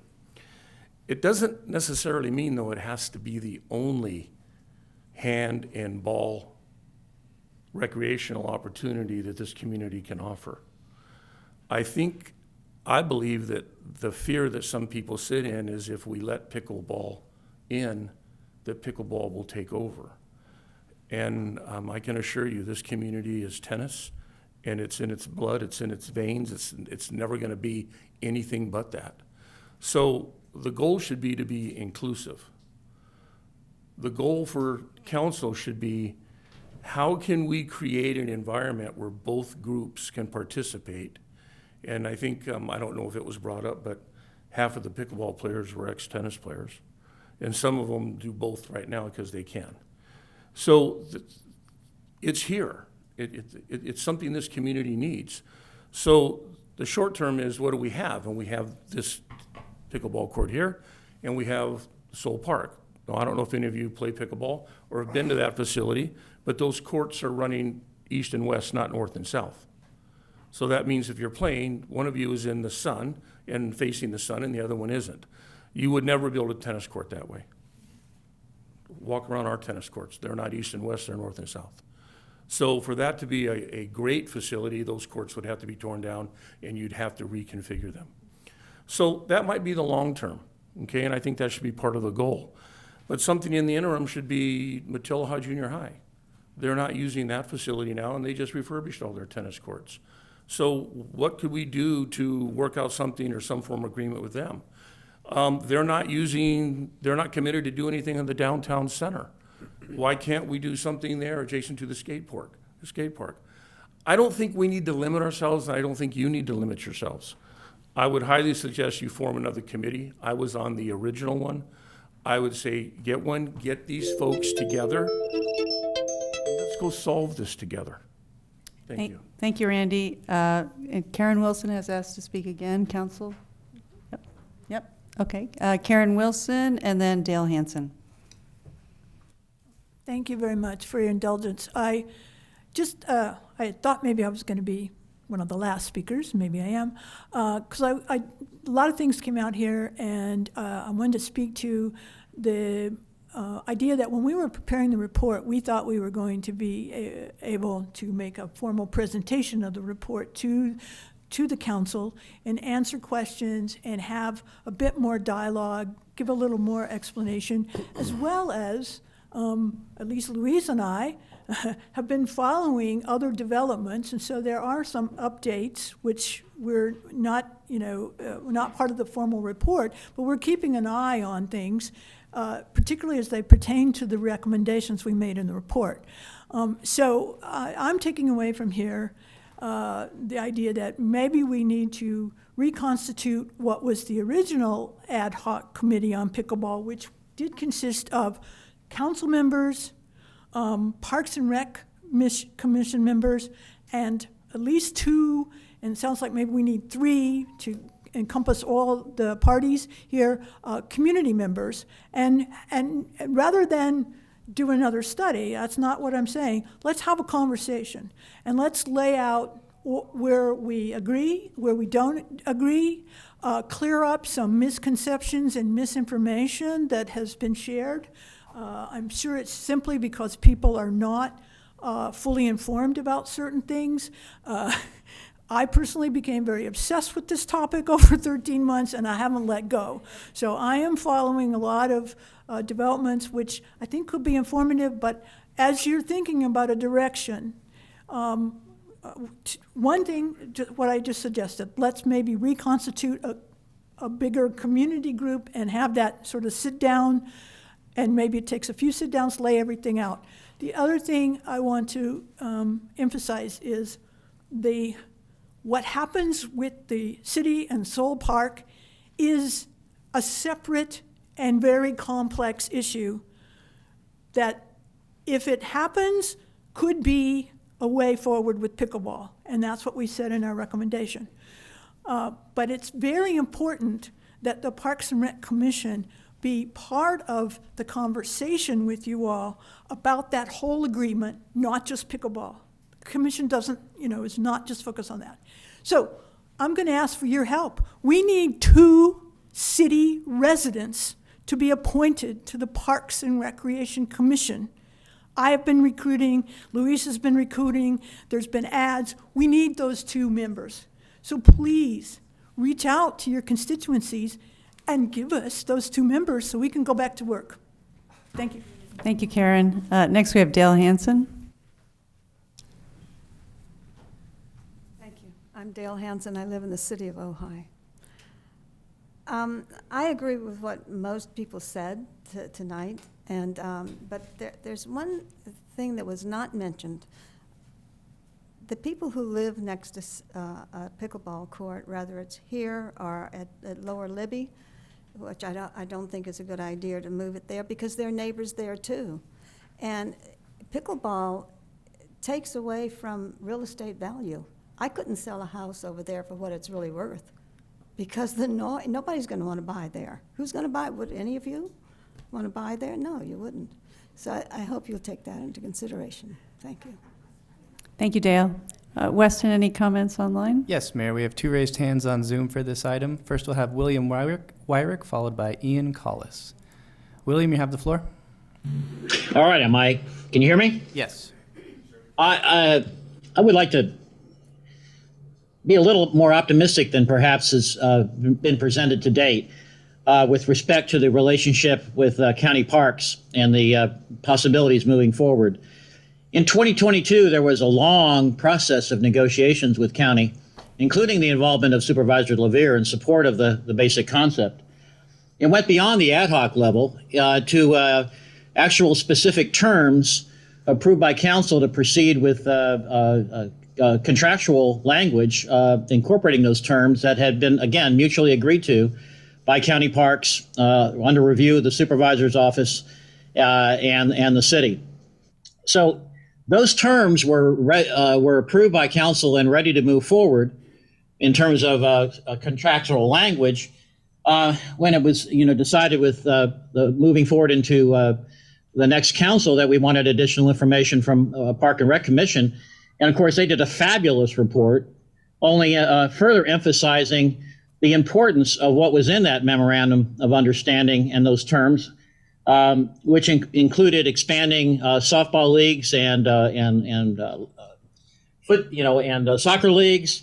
The only way it concluded that the only way to have full utilization of that facility was to drop the gate charges and substitute fee for use charges from the Park and Recreation Commission services provided valley-wide, and also included the right with private fundraising to build a pickleball complex, which of course is the only way to reach the potential that we see with pickleball, especially in terms of doing tournament hosting if we want to get to that level. So I think that things were further along than it perhaps has been represented in terms of if we want to take all the excellent work that's been done and move the ball forward with county. We may not be talking about years. We may be talking about just writing the contracts up and having them approved by the supervisors and the council, since a county park, including the involvement of Supervisor LaVere, we had come to a set of terms that were approved and ready to move forward, and we decided to do more due diligence. So I think there's a real possibility for moving faster than has been represented, given that history that I think anyone can look up and confirm. Thank you. Can you stay on the line? Thank you, Bill. Can you stay on the line? Is he gone? And just a reminder, Mayor Pro Tem, could you bring it through the chair? Yes, but he was leaving. I had to. Are you still there? I'm here, yes. Okay.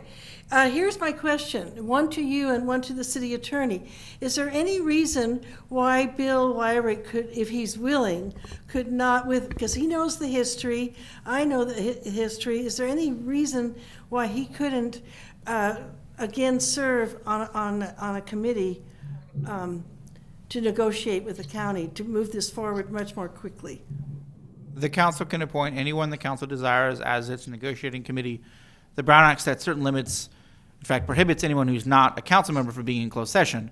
So appointing a former council member could not come to closed session, but that could always be looped through the manager or myself to get the information into closed session. but it would be legal as the council may choose. Although I Yeah, think we Mr. would be Scott may have a appointing him comment. as a citizen that knows the history. That would be the council's choice if the council so chose. If the council wanted to, if And I may, I'll- I mean, when the right time comes. And then my other question is would you be willing to do that if the council appointed you? Well, let's get some feedback from the Mr. city Scott has more manager. comments, please. Well, why don't you finish the public comment before we get into negotiating? Well, the reason is Okay. that he's on Zoom and. He's not going to go away. Okay, okay. we have, We know how to find. I'm not going away, Sousa. I'm here. all right, thank you, Bill. One more comment, Weston? Yes, we have Ian Collis. Ian, you have the floor. Hey, are you able to hear me okay? Yes. Awesome. Yeah. Hey, I sound a little winded. It's because I'm actually literally on the Libby Park courts right now. I know there's been a lot of conversations about how often they get utilized and could they get used for a temporary solution. And judging by tonight, a nice mild night, all 4 courts were used for 3 straight hours. It's finally just starting to wind down just now. So, I mean, the big point that I want to make is even as a temporary or interim solution, taking one of these courts down here is just not realistic. The lot of conversation about the growth of pickleball. I think it's amazing. I'm in full support of the pickleball community and finding a nice solution for themselves. In terms of a temporary solution, Libby's not it. Tennis is also growing. USTA says tennis has grown 33% since 2020. It still keeps growing. I know we have a lot of community events that we schedule down here, and the courts are being used pretty regularly. It's like I said tonight. It was pretty difficult to find a court. A lot of people ended up going to the upper. Wouldn't be surprised if they were all pretty much taken up there. A lot of the studies that have been done about whether Libby Park is a viable solution, even as a temporary one. I hear a lot of the conversation about when the courts aren't being used and they're being empty. And I want to challenge everybody to come down here on a night like tonight when it's 65 degrees or 70 degrees, whatever, at night, and every single court down here is being used. So, again, send people down here at peak hours. You'll see it's just not a realistic solution. I think it would end up deterring tennis players and really bite into the tennis community. You've got Katya, who's the head pro that's employed by the city. She's taken 2 courts down here.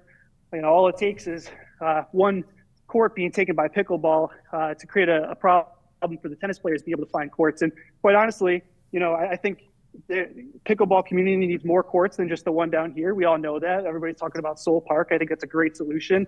Matilla has been brought up as a nice interim solution. I think that's great too. I've literally never seen anybody down there except for maybe skateboarders.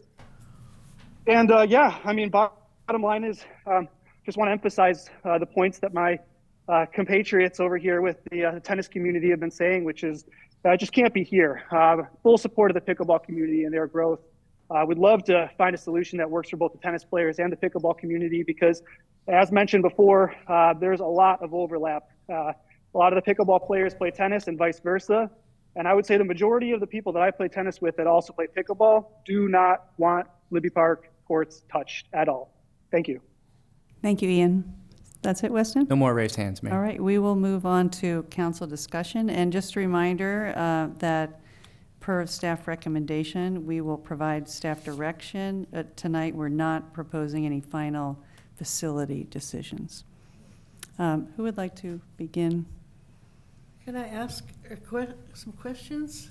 I don't mind beginning. I was present when this came before the council for the first time, and Leslie Clark is correct with the way she described it. We did not know, what we were getting into, but within a week, I believe there's a record of this, that I realized we made a mistake because we had at the same time done a memorandum of understanding with the Children's Memorial Garden, and the noise issue became evident very, very quickly between the neighbors and the Children's Garden, and it became evident. And I didn't mind admitting that I'd made a mistake, and I'm living with it still. So the consequences. I believe what we have, our task tonight is that we need an interim, give staff direction for possible interim solutions, and then give staff directions to expedite finding the negotiations with the county for Soul Park, And I'm just speaking in general terms. I can at some point make a motion. And then I also wanted, my other question is, can we go through the guideline, the recommendations from the Park and Rec Committee individually? There's 5 recommendations. There's, I think we should clarify for staff how we feel about the recommendations. I have some that I approve of and some that I strongly object to. How's that for just to kind of get the ball rolling? And who would like to speak? I'll, Okay, go ahead, Andrew. I'll speak quickly. First, I want to thank Mark West for preparing the report. I was hoping for more detail. I'm sure you gave us as much as you could. I thought it was extremely well organized. And I want to thank Parks and Rec for all the work that they've done. My thought tonight is that part of the long meetings and lots of emotion is that we've really got 3 issues. I'm going to kind of put aside the school district just for a moment, because from the report I didn't read a lot that suggested that we had a path there, or it was a path that needs to be created. But as far as the issues we're dealing with is, one, should we continue use at City Hall, this court? The other issue is, should we expand use into Libby? And then the final issue I see as being important is, should we invest our time and effort in trying to help coordinate the construction of courts out at Soul Park? And I would like to suggest that we schedule dates, because I feel bad that all of these people have been here so many times to address these issues. I would like them to know that we're going to have a date for a hearing at which we'll decide the City Hall issue, that we won't really discuss that tonight, but it'll be fully addressed at that subsequent hearing date. And that because my understanding is that our direction tonight was that we weren't going to decide anything. And then the issue about Libby. I think the interests with respect to Libby and both sides, they need a decision one way or the other on where we're going to go with that. And then I don't see any huge controversy about the idea of pursuing Soul Park as a place to build courts, but there's a lot of moving pieces for that. It's complicated. Funding of it. I heard a lot of comments tonight that the funding is available. And I think that's great, but how much funding is going to come from the city? What can we afford to do with all the other things that we have to do? So I would like to see us simply set a schedule tonight for addressing each of these issues, and then fully. Actually, I guess my recommendation would be that with respect to the Soul Park issue, that we send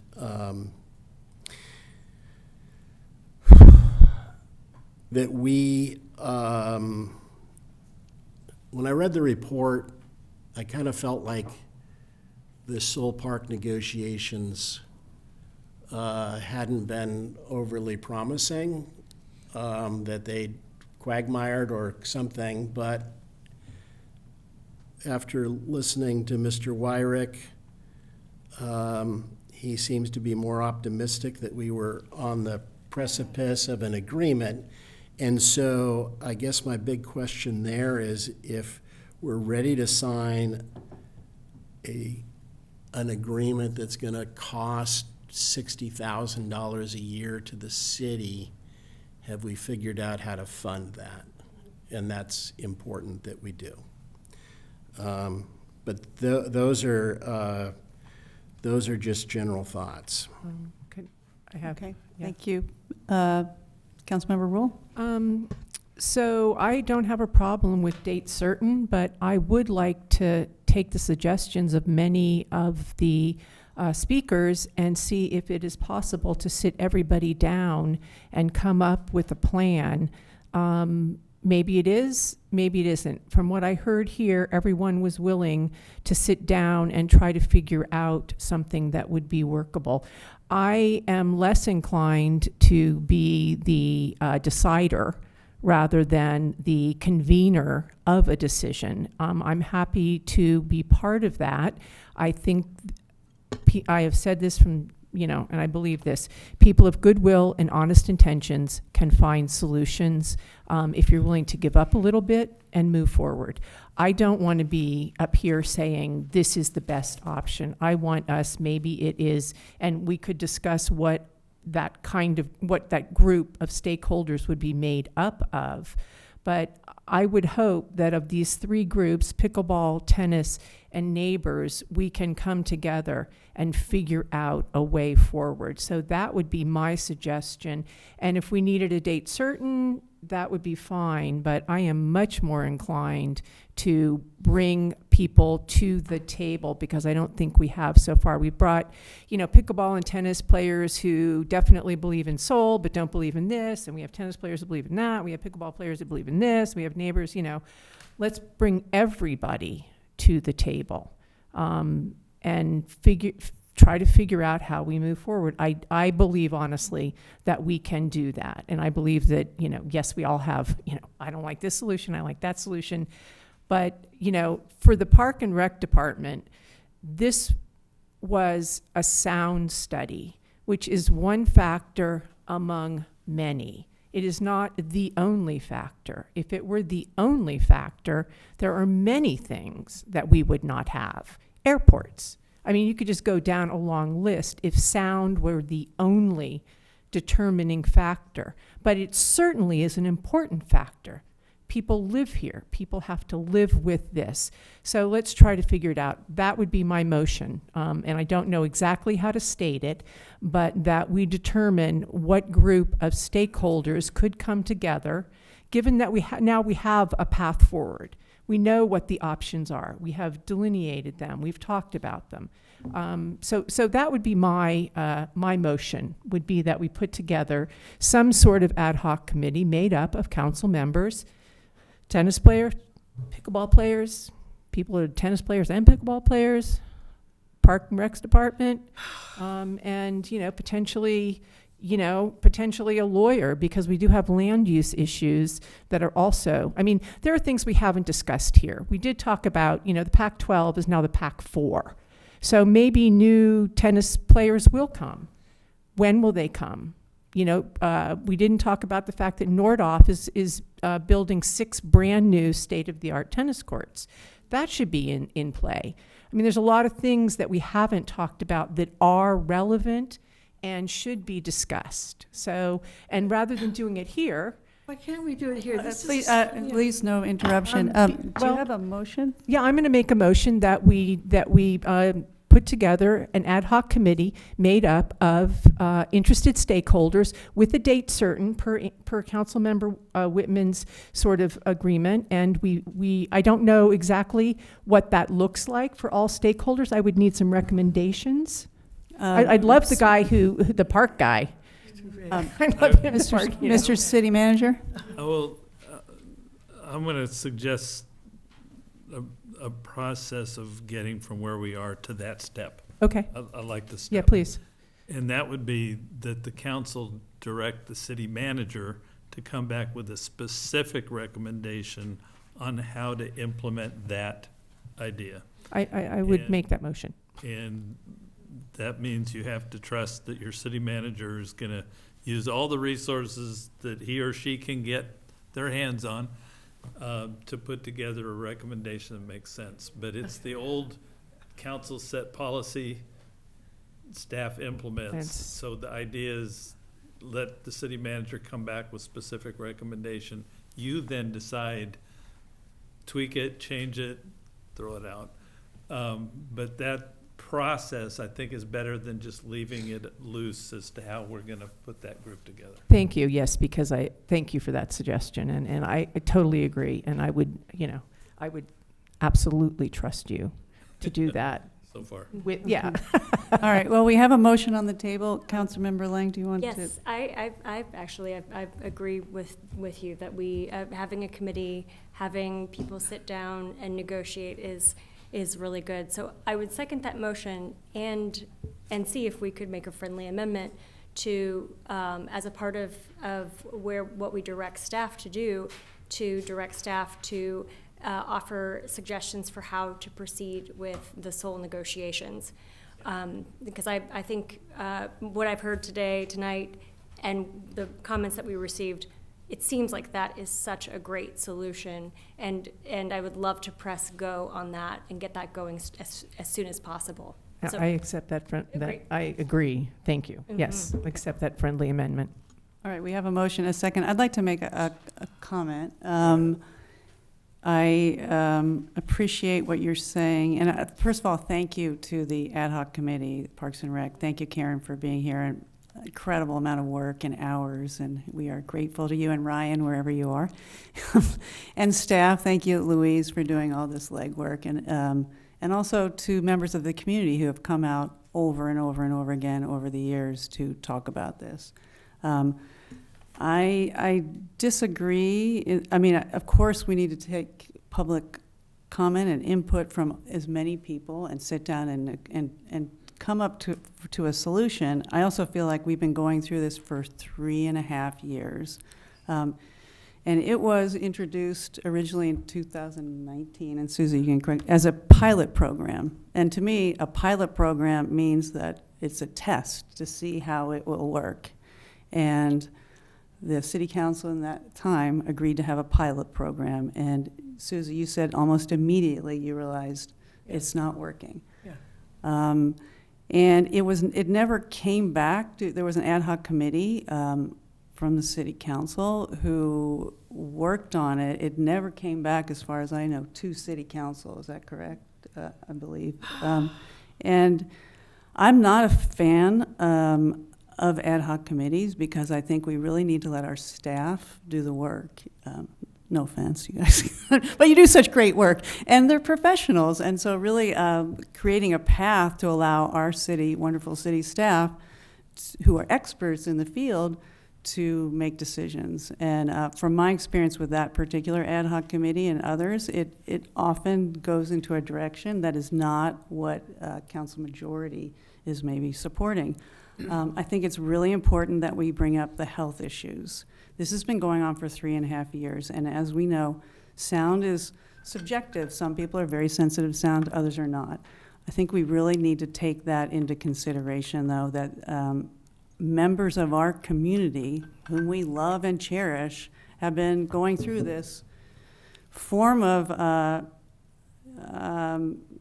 health issue for that long, and that's a long time. We really need to come up with a solution to that. We've also heard from many, including the ad hoc committee, that Libby Park is not a good option over and over again. It seems, the evidence seems very clear to me specifically.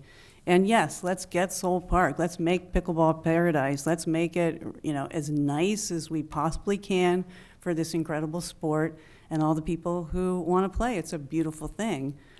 So I would definitely, and I think in terms of Councilmember Whitman's idea that we need to schedule the date, I think we owe it to the residents who have been living with this for so long to do it now. It's been too long.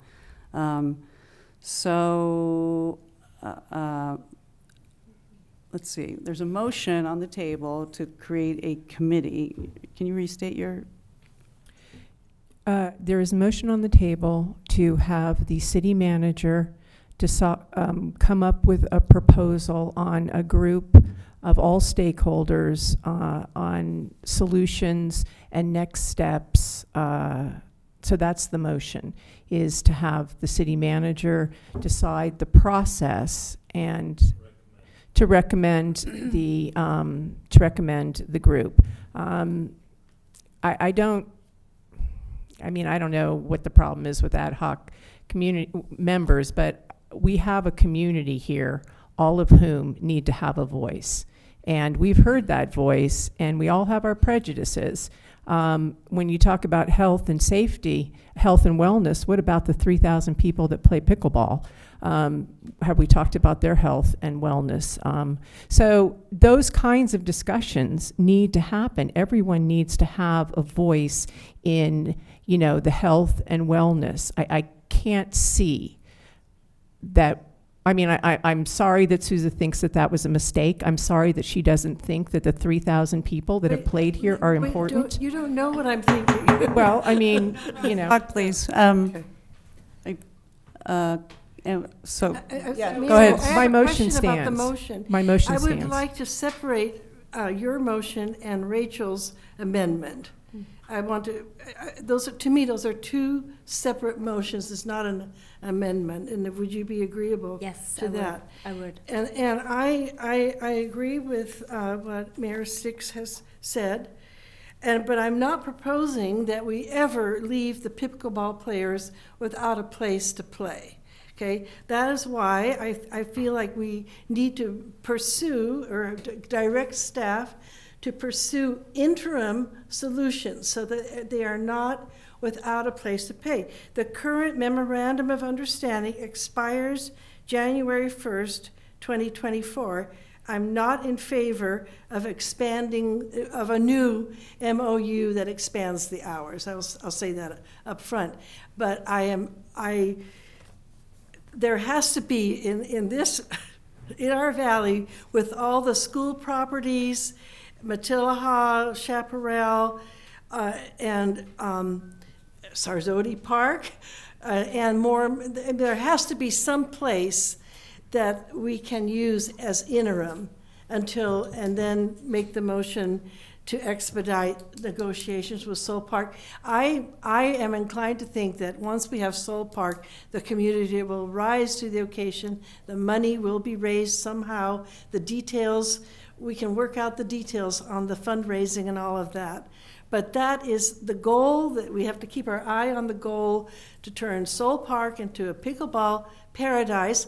And it's also possible that some of the interim places that are closer to town will also become either semi-permanent or even permanent due to the popularity of the sport and the changes that are going on with school properties. And what was I had a final great thought. Now it eludes me, but anyway, it'll come to me. So I have a question about what you had to say. So you mentioned the MOU coming to the end at January of 2024. Yes. So about 4 months from now. Yes. And when that time period ends, did you say you don't believe that we should extend? No, we should not. The recommendation on page 2, attachment B, page 3, is to extend that the city of Ojai should consider altering the hours of play when the legal agreement governing the current hours expires after January 1st, 2024. Well, it says altering. It means, to my way of thinking, it's possible that we make changes, but not extend the hours. I mean, I'm hoping that we have an interim solution. I was thinking extending the days or months. No. So. No, but okay, let me clarify.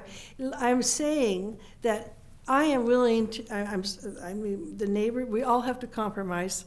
The neighbors will not be happy if we extend the MOU, but I'm hoping that we have an interim solution. If we don't, I am not going to. There has to be another MOU that we haven't worked out yet, but I wouldn't make it way into the future. There could be a memorandum of understanding that says until there's an interim solution that they can play here and then perhaps negotiate the hours, but not, in the summer, it seemed to me the hours might be different than winter because of the time, the weather, the daylight difference. Am I making myself clear? So I would never want them to be, the pickleball players to be without a place to play. That's my compromise. Even if it means keeping, those are details staff can work out. If I'm making myself clear, we don't need another MOU that's for a whole year, right? If we don't have an interim, legally can't. If we already have the place, they don't have to invest any more money. Mayor and Council, the city does not need another MOU to allow the pickleball court at City Hall to continue to exist. The MOU that's in place provides, in summary, the neighbor who signed it agreed not to sue the city if the city agreed to maintain certain restrictions on the number of hours of play and to install certain mitigation requirements for noise, which have already been installed. It expires as of January 1st, 2024. The city does not need another MOU to allow the City Hall pickleball court to continue to exist. The purpose of extending the MOU, if the council were to desire and the neighbor were to agree, would be to continue the period of time by which the neighbor is blocked from suing the city in return for the city maintaining the hours restrictions. Alternatively, the council could decide to extend the hours or to limit them or to make any other adjustment as desired. But the key thing to understand is that another MOU is not needed to allow the City Hall court to continue to operate. It's simply an agreement by which the neighbor is prohibited from suing the city if the city maintains the hours restrictions, and then the noise mitigation measures were already installed. Yeah. Could we make that decision after we see what happens with interim locations? Yes, the city we don't doesn't have to address that tonight. Correct. Okay. Councilmember Lang. Yeah, go ahead. Yeah, well, I just wanted to follow up on this point. I mean, I think the neighbors have been waiting for 3 years, and I know I am a proponent for getting a committee together and talking about it, but I just wanted to acknowledge that to keep the neighbors from waiting any longer, I am one of those people who's really sensitive to noise. Weston, I can hear your typing, and it's like, I'm like, so I just wanted to say that I would be in favor of pursuing as a part of directing staff also to look at interim places so that we, if the MOU expires in January and we have a new sound study that outlines noise as a concern, that does increase our legal liability, and it might limit the neighbors' agreeability to doing another MOU. So I would say that moving forward with this faster rather than slower, so that we could meet that deadline, would be something that I would be in favor of. I support that. So how do we do? Councilmember Whitman. Yeah, so I guess that discussion about the MOU raises the issue that someone commented that, patience is not eternal and there could be a lawsuit. So and there's been, comments back and forth about whether the sound ordinances are being violated or not, but I have a general concept that nuisance is something that a resident or tenant or homeowner could bring a nuisance suit based upon the sound. And I just say that from my experience, about once a month, I sit in a board meeting here at 3:00 in the afternoon, and I can't imagine that I would be hearing that sound while I'm sitting at home trying to enjoy my home. Yes, I agree. And so I'm very concerned that those people who live nearby get relief from the sound issue. So I think we need to, so I'm going to propose an amendment or an addition that we set a date to decide that issue for the homeowners who have said, we want you to stop pickleball at this court. We should have that hearing. That doesn't mean that it's going to end on the date of the hearing. It means that we're going to decide a date by which it ends. Maybe we phase it out, and maybe the we can make some progress on Soul Park and interim alternatives, but I really feel strongly that the residents who have been experiencing this and patiently waiting for us to decide, we need to get, to a resolution, and hopefully that drives the alternatives. Yes. We put a deadline, that speeds up. I'm concerned that as I will be about most propositions about a committee, is that a committee is actually going to slow things down as opposed to speed them up, and we need to speed. And so I'll make a suggestion I've made in the past, which is,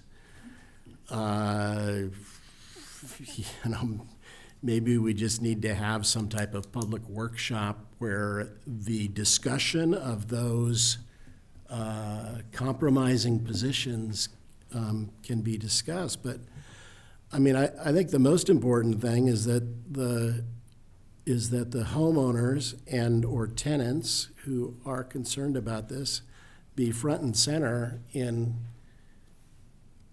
whatever discussion about solutions are. Yes, so do you want to, Mr. City Manager, can we propose a date with that amendment, or? At the risk of getting too complicated here, I could even imagine in what I would bring back to you would include a provision that by X date, you'd have to set it, by X date, that either, I'll go out there, either the use of the courts at City Hall were to be terminated, or some other measure be taken such that we dealt with the noise issue. Okay, thank you. And I can imagine coming back with scoping this whole thing that includes that provision. Okay. And then you can approve the whole plan all at one time. Nice. Okay, we have a motion with two amendments. Could somebody repeat that motion, please? And so clarifying. There should be a separate motion about Soul Park, I think. As I understand the motion on the table, it would be to direct the city manager to develop a specific recommendation to return to council for approval for convening a committee of stakeholders to include all relevant stakeholders, and a path or a schedule for that committee to do its work to return to council with dates certain as recommended by the council, by the city manager, to vote on that as a motion, then separately to vote on a motion to direct staff to proceed with Soul Park negotiations. Okay, so we should have two votes. That's what I understand. But just one second, everyone. Just one second, Susan. We need to have two votes then, correct? If that's the present status of the motions, it would be two votes. I thought there were three. The one additional is not just pursue Soul Park, but if the school district is open to pursue that as the interim. Sure, absolutely. And actually, that would be folded. There may be other properties that we would end up fold with. that in. Okay, Yeah, that and would be just folded my question though, and back to listening to the residents, and this has been going on, and I agree with you, Councilmember Whitman, for way too long. So, and I don't want to put you in the hot seat, but can you give an estimate about time frame? Well, I was thinking, keep in mind, I turned into a pumpkin about the end of the calendar year. So I was thinking that there's a nice convergence of dates at the end of the year. The agreement is ending about the same time that I would be, and that we would probably shoot for a date on that time frame. That, to me, that seems like a long time still. Well, Yeah. the council, Okay. wherever the council chooses to put the date. Okay. So I'll put a blank in the proposal. Okay. So we're talking about a December, you're talking about potentially a December date for having that. Yeah, unless the council puts it sooner. But we can agree, council majority can agree to put it sooner. Absolutely. Okay, all right, so we have 3 motions. Should we do So one at can a I- time? Can I clarify real Yes, quickly? okay, good. So my motion, which was to have staff proceed with negotiations with Soul Park, and I want to make sure and just clarify for everyone that, that there would be an addition to that motion, which would be to proceed with the negotiations with Soul Park and to add negotiations, to proceed with negotiations for an interim location with the school properties. So both of those things. Absolutely. Okay. Can you have a friendly amendment if the council would consider it?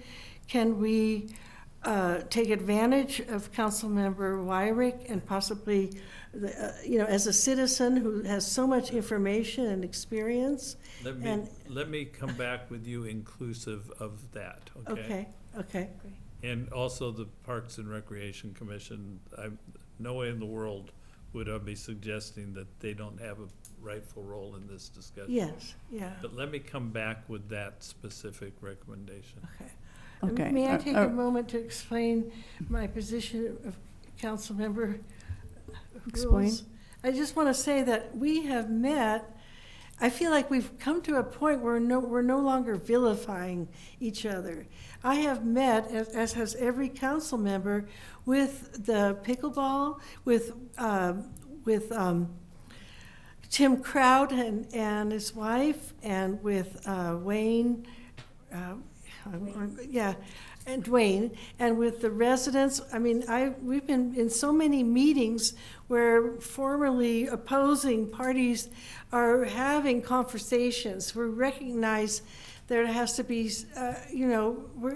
that we're in it together, and I think it's absolutely wonderful that the tennis community wants to help raise funds for the pickleball community. They've stated this publicly, and we will hold them to it.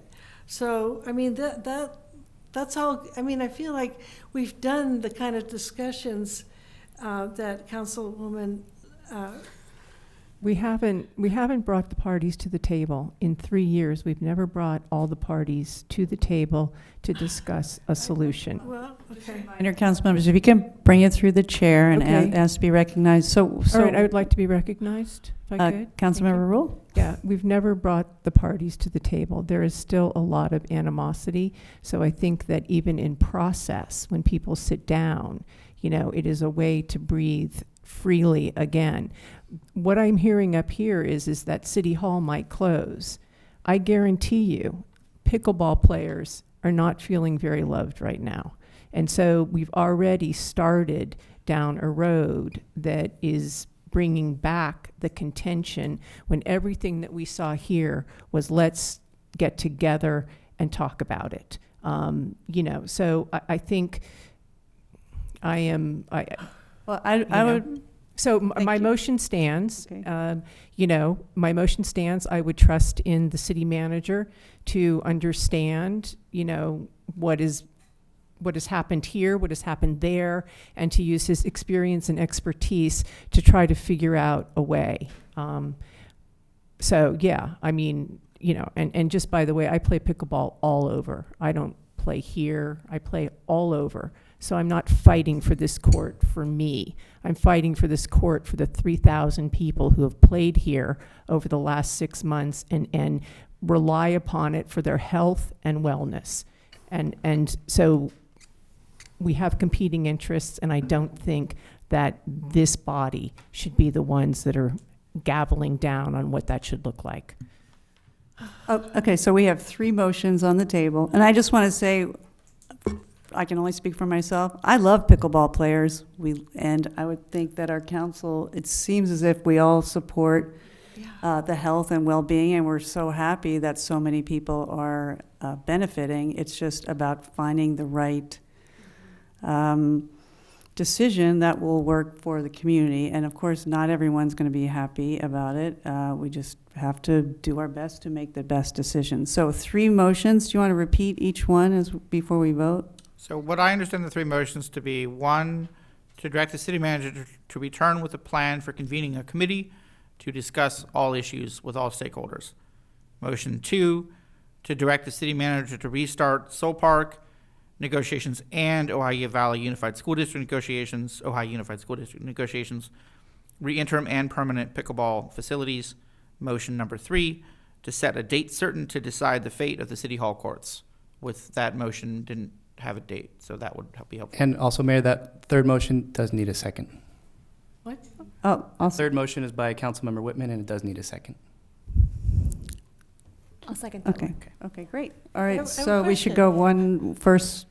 Yep. We can pass all or all Yeah, 3 council can if we adopt want all to. 3 or any combination thereof. All options are on the table. Hey, Okay. could I offer a friendly amendment for the third one, just to make that date as soon as possible? Well, how about? Staff would suggest a date certain. That would be helpful for clarity for all. I'm good with that, yes. Okay, thank you. Okay, all right, should we, What was that date? well, we didn't say a date. Didn't say date. Well, He's going to recommend a date. Okay. Okay. And we've encouraged him to do it. yeah, Okay, no so- pressure. And I want to ask a question. There's no reason why the pickleball community and the tennis community and the neighbors can't get together and talk, right?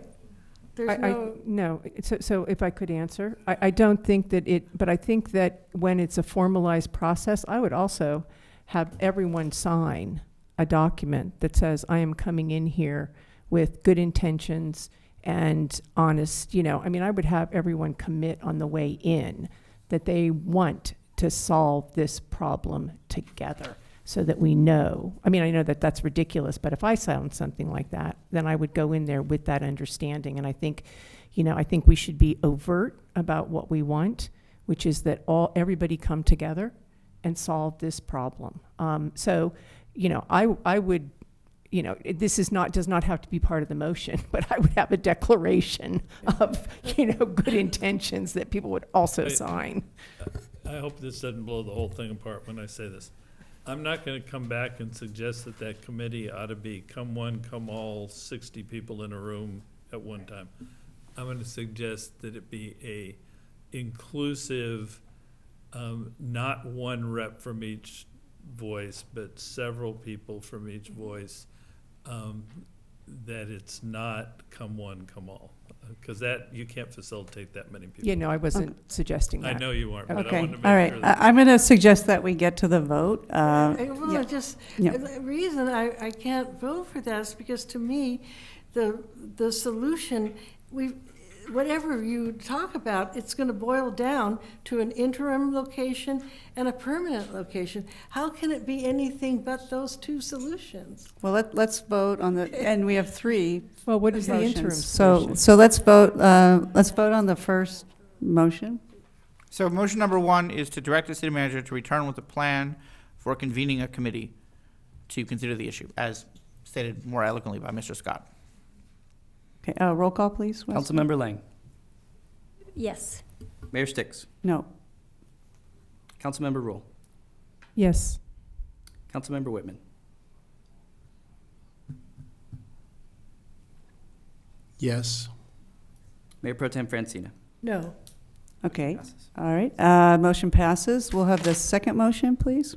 Second motion is to direct the city manager to restart Soul Park and Ojai Unified School District negotiations, re-interim and permanent pickleball locations. Okay, roll call, please, Weston. Councilmember Whitman. Yes. Councilmember Lang. Yes. Mayor Pro Tem Francina. Yes. Councilmember Rule. Yes. Mayor Sticks. Yes, Motion okay, passes. motion passes. All right, third motion. Third motion is to set a date certain for the council to decide the fate of the city hall pickleball courts, with the city manager to recommend that date to return for council approval. Okay, roll call, please, Weston. Yes. Councilmember Rule. I'm going to abstain on this one. Mayor Sticks. Yes. Mayor Pro Tem Francina. Yes. Councilmember Whitman. Yes. Councilmember Lang. Yes. Can I change Okay, my? all right, excuse thank me, you all for being I have here. a question. Yeah, Can I change my vote? Yes, go ahead. My vote is no. Okay, all right, motion passes, and thank you all members of the community for being here, and we will take a 5-minute break, and we'll be back.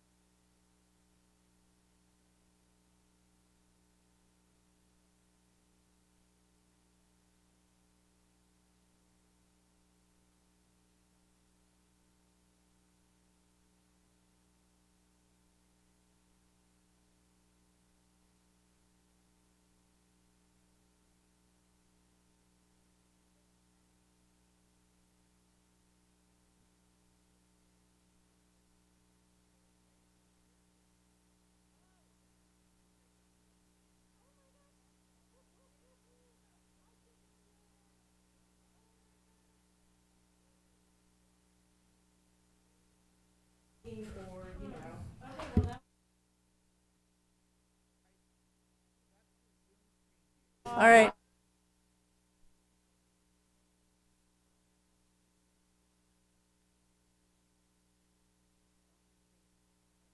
Back. We're coming back.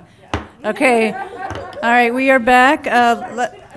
Let's move on to item number 3, selection of executive search firm for city manager recruitment. Do we have a staff report, Mr. City Manager?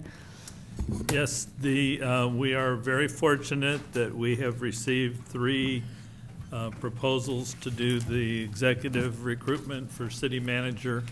And I will tell you that 3 premier firms have given us proposals.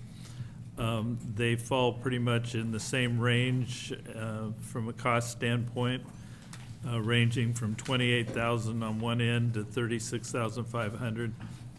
These are inclusive of expenses. And if you've done this before, it used to be they'd always list a fee and then expenses. Now they're pretty much doing a proposal that includes expenses. My suggestion, or my question of the council, is how the council wishes to proceed on selecting which firm to use in the recruitment. Philosophically, I like to throw that to the council because it's your selection. It's your choice, it's your selection, and I don't think I ought to be making those choices. I will tell you that typically councils will make this selection one of 3 ways. One is that they'll do Zoom interviews, and these are public interviews. Just set a date and do 3 Zoom interviews, and then publicly you discuss which firm you want to go with. There's no closed session part to this. And then some city councils select a subcommittee that does the work and brings back a recommendation. I don't know that I think this council wants to do that, but if you do, that's done. And then some councils will just look at the written proposal and make a selection. That's the other way that I've seen it done. So I do think there is a little bit of a time issue on this, and that the sooner we get started, the more of a chance we've got of getting done before we get deep into the December timeframe when it's hard to do recruitments. Kind of stops everything. So that's my question, how the council would like to proceed on picking the firm. Any questions from council at this point? Well, I have one. Which of those 3 options would be the fastest, do you think? Well, I mean, the fastest is if you said we all read the proposals and this is the one we want. Oh. The funny thing is that these are such good firms, you could literally do that and you wouldn't be wrong. Probably the most common is to do the interviews. Okay. All right. Well, let's go ahead. Any public comment? I'm sorry. Go ahead, council member. I do have a question. I want to make sure I'm not misunderstanding this, but as I look through the 3 proposals, it seems to me that the Ralph Anderson proposal has a much higher percentage of Southern California recruitments. And so first I want to know, am I right in that perception? And then number 2 is, does that, necessarily mean that they have a network that is most likely to serve what we're looking for? I think what you'll find is that both Ralph Anderson and Bob Murray have done a great number of both Southern and Northern California city manager searches. Peckham and McKinney has as well. I think the fact that they're under new ownership, that they may just be listing ones that they've worked on more recently. But they're all 3 top caliber. Okay. Any public comment, Weston? No raised hands on Zoom for this item. Okay, let's move on to discussion. Who would like to begin? Councilmember Lang. Yes. Well, so you have spoken highly of all three of them, and there is a substantial cost or price difference between Peckham and McKinney and the others. It wasn't huge, but you said the fastest way to expedite this would be to decide now, and would there be any reason in your experience why we would not go with the one that was the most economic? If they're all good. No, I think as long as you get the principals handling the recruitment, that all three of them are perfectly good choices. Thank you. And I also want to just say, add to that reading all three of the proposals, I was very impressed with each of them. The first one, the one that was that has the most competitive price. They have great experience. What I really liked about their proposal over the others is their commitment. As part of their guarantee, they talk about diversity and going out of their way to look for candidates who are females or who might come from other types of minorities, and that really impressed me. Also, they also guarantee that they conduct the search within 6 months. So there were things about this one that I liked. So my reasoning wasn't just about the cost, it was about some of the things that they mentioned that others didn't mention. So I just wanted to add to that. And I don't want to make it sound like I'm taking issue with that. I just want to point out that 2 of the 3 firms are female-owned firms. And the third one, which I think is the one you were referring to, used to be a female-owned firm that just sold to the new ownership. But so I think all 3 of them have a long history of reaching out and being very diverse. Okay. Then with all of this in mind, I think I would be okay with doing a Zoom interview process. Okay. Other comments? Who would like to speak next? Councilmember Rule? No? Okay. I have looked at them all and am inclined to move with speed and move with cost. So which 2 of those, I would defer to the rest of the council to decide, where their priorities lie. I think that all of them, per the city manager, are top-notch. And all other things being equal, which top-notch across the board, I would then go with speed or cost. Councilmember Whitman or Mayor Pro Tem? I like the idea of lower costs. Microphone. Councilmember Whitman? Yeah, so I guess my question is, if we're talking about the difference between 28,000 and 36,000, from your perspective, is that a substantial cost difference? I kind of thought they were in the same pretty close, narrow ballpark. I would, if I thought that the one at 36 was substantially better, I would say that difference doesn't matter. I think that all 3 of these are perfectly acceptable for our recruitment, and so that difference, it is a difference. It's a higher cost. Well, are we deciding how we're going to conduct actual candidate interviews tonight as well?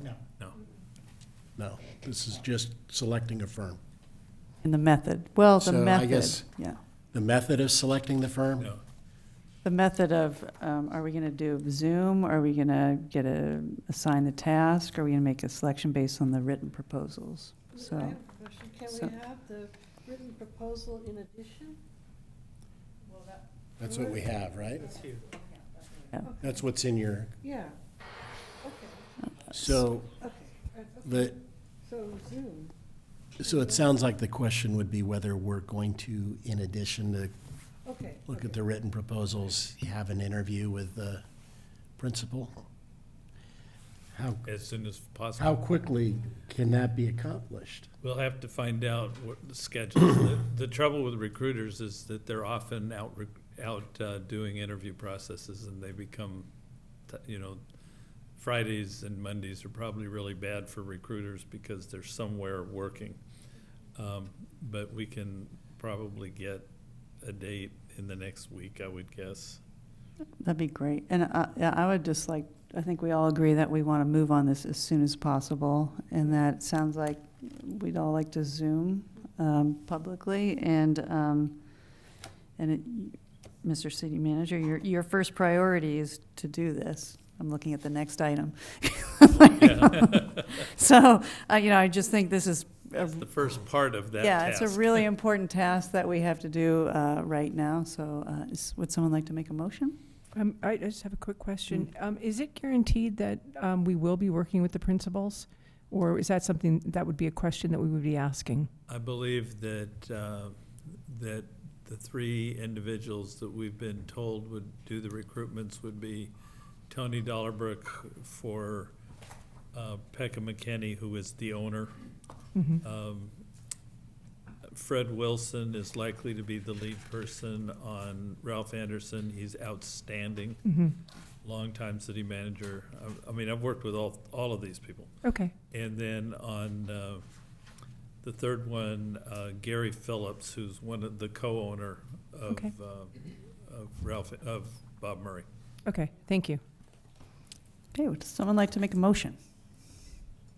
I'll make a motion Thank that, you. that we direct staff to move forward with scheduling public Zoom interviews with the recruiting with these three different firms. Okay, is there a second? I'll second. Okay. No, we're going to interview them. So we have a motion and a second. Roll call, please, Weston? Yes.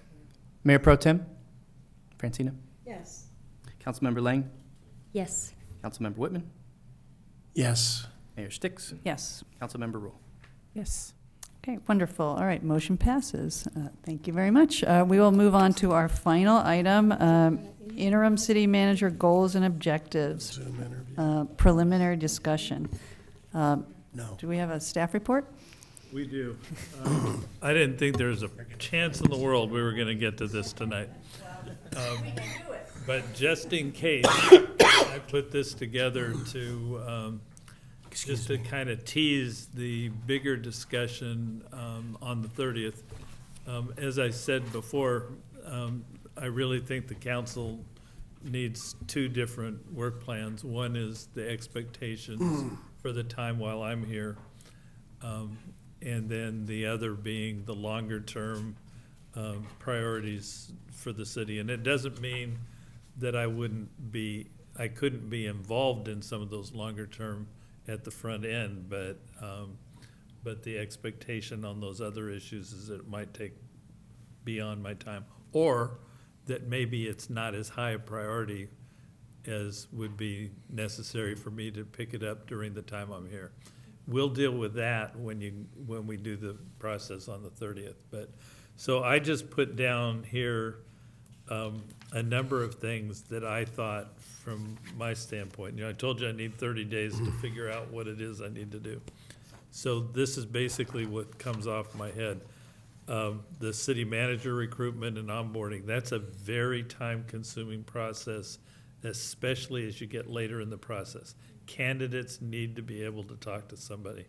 I'll spend an hour each with every candidate who's serious when they call up to talk about the community and the council and what it's like to work here. And I put on my best marketing hat, and because by that time I'm going to be so absolutely sold on all of you that it's going to be a real easy sell for me. And I say that in all sincerity. And so that's, I think, obviously a number one. And then, of course, the onboarding part of that is we want the new person to be set up for success. So you try to help them with everything from moving issues to what kinds of background do they want to get before they get here. Relationships with the staff, that's a key thing. We're not only setting up the new manager, we're setting up the existing staff for success with that new manager. So that's the number one thing that I think you hire me to do. Secondly, and I think this one probably surprised people a little bit, I'd keep Lindy in Public Works as long as I could possibly keep her. She's doing a great job. She's just a fabulous resource for us.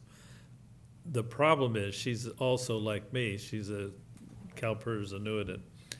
CalPERS gets real, and we're lucky because she's in this period where she got new hours July 1. But we have to be moving the recruitment forward. She could get in real bad trouble if we're not moving on that recruitment if they audit us. That's one of their rules. You got to be actively recruiting for the permanent position. And so I don't want to just have it on the website collecting one applicant every 2 weeks. I want to be working on something we can show CalPERS is for real. So we would be working on getting proposals for somebody to conduct that search. I do not think we're capable of doing that search on our own. I mean, just evidenced by the fact we have like 2 applicants so far, and it's been posted for a long time. The third one, Luis left, but not for good. I said tee up recreation manager position recruitment. We're not only going to be losing Luis, but his number 2 person, who's terrific, is looking at retirement very seriously. And so that whole function we need to be working on that transition sooner than later. And I assume we will do that one in-house, but we need to get busy doing that because we do not want to wait till the last minute on that. There's too much transition there.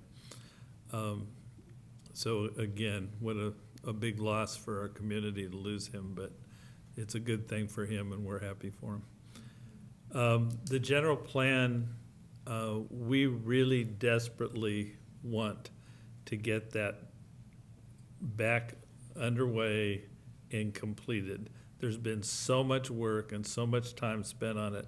I'm not trying to say to you that it's perfect and that the new council shouldn't have a chance to make it more nearly perfect, because that's not what I'm saying.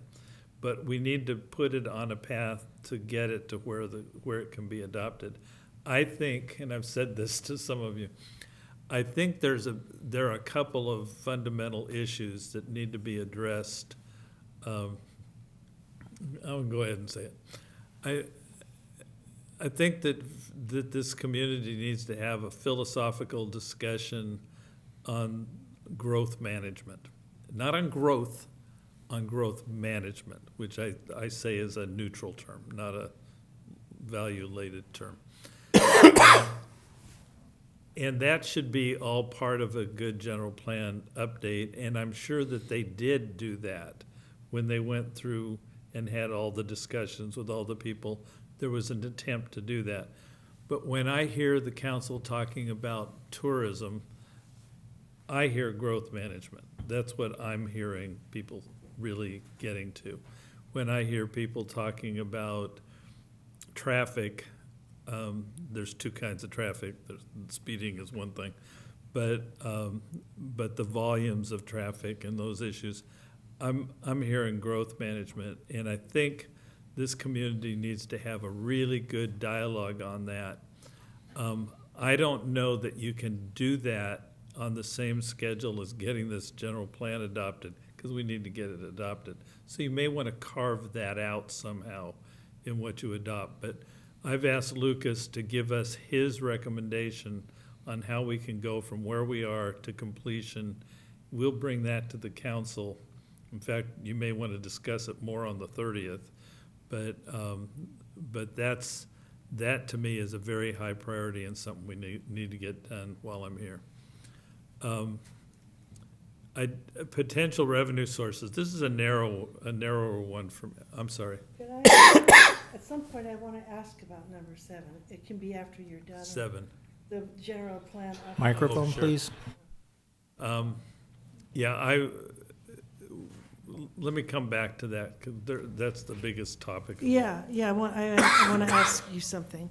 Potential revenue sources, really, the only reason this needs to be something you deal with me on is if anybody's got it in their head that they want to put anything on the ballot in March 24, then we got to start on it right away. And you can't wait until you have a new city manager to make March 24. If that's not something anybody's talking about, then just leave it on the list for the 30th and put it wherever you want to put it. It's only critical time-wise if you're trying to reach something on March 2024. Expectations for a housing workshop. I keep hearing about the housing workshop, but I don't really know what it means. And I think we ought to define it. Whether it happens now or later is your priority list, but I think we ought to define what you mean by the housing workshop that you want to have. City Commission appointment protocol, I think it's become clear that the council needs to deal with that. And I think there's really fundamental questions there when a council goes to district process or district format. Whether or not you're going to adapt that to your commission process. That's a decision for the council, not for me. Where are you now? I'm on the memo that I did. It's not on the priority list, Oh. it's on the memo. It's the second from the Second last. bullet from the Thank you, bottom. thank you, thank you. And so I think that's one that probably needs to be dealt with sooner than later, and probably not a favor to a new city manager to leave it for him or her. And then finance department, our finance department works really hard and does a good job, and our finances are in solid shape. They're not lucrative, but they're in solid shape. The council and previous city manager were very smart to be focused on reserves. So there's a lot I can say positive about our finances. Our methods and our systems that our staff has to work with are antiquated. And I mean, there's a reason why we only just now adopted the 21-22 audit. We should have been adopting the next one, right? And so we've got some things. Carl has a real good background in this area, and working with our current staff. We've got a ready audience, willing and able to look to the future on what needs to be done.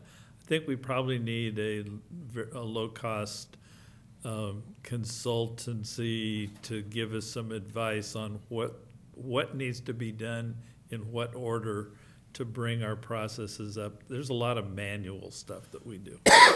And we ought to address that. The other thing that I feel strongly about is that capital budgeting really needs to be on a long-term basis. That the capital budget needs to be on a fiscal model of some sort, looking well into the future. Capital expenditures, unlike operating expenditures that are basically the same thing, turning over year after year, the capital budget stuff is variable. You never know what grants and things you're going to get, but you need to have an identification of what needs to be done. Anytime you do that, when you first put it together, you'll all panic when you see the first cut, because you'll say, whoa, you're giving us all these millions of dollars of things that we don't have the money to do. Yeah, everybody does. Everybody's long-term capital budget is more than what they have the money to do, which says to you, you got to get real serious about figuring out what's important, what's not important, and where are we gonna look for those potential financial solutions? Or what land use policies that do we have that need to be addressed? You know, I mean, there's a whole bunch of actions that you take when you look at a good long-term capital budget. So all of those things fall under the category of finance, and I'm not at all criticizing the staff. Staff works hard and does a really good job. I'm just saying it's time for us to upgrade. Thank you.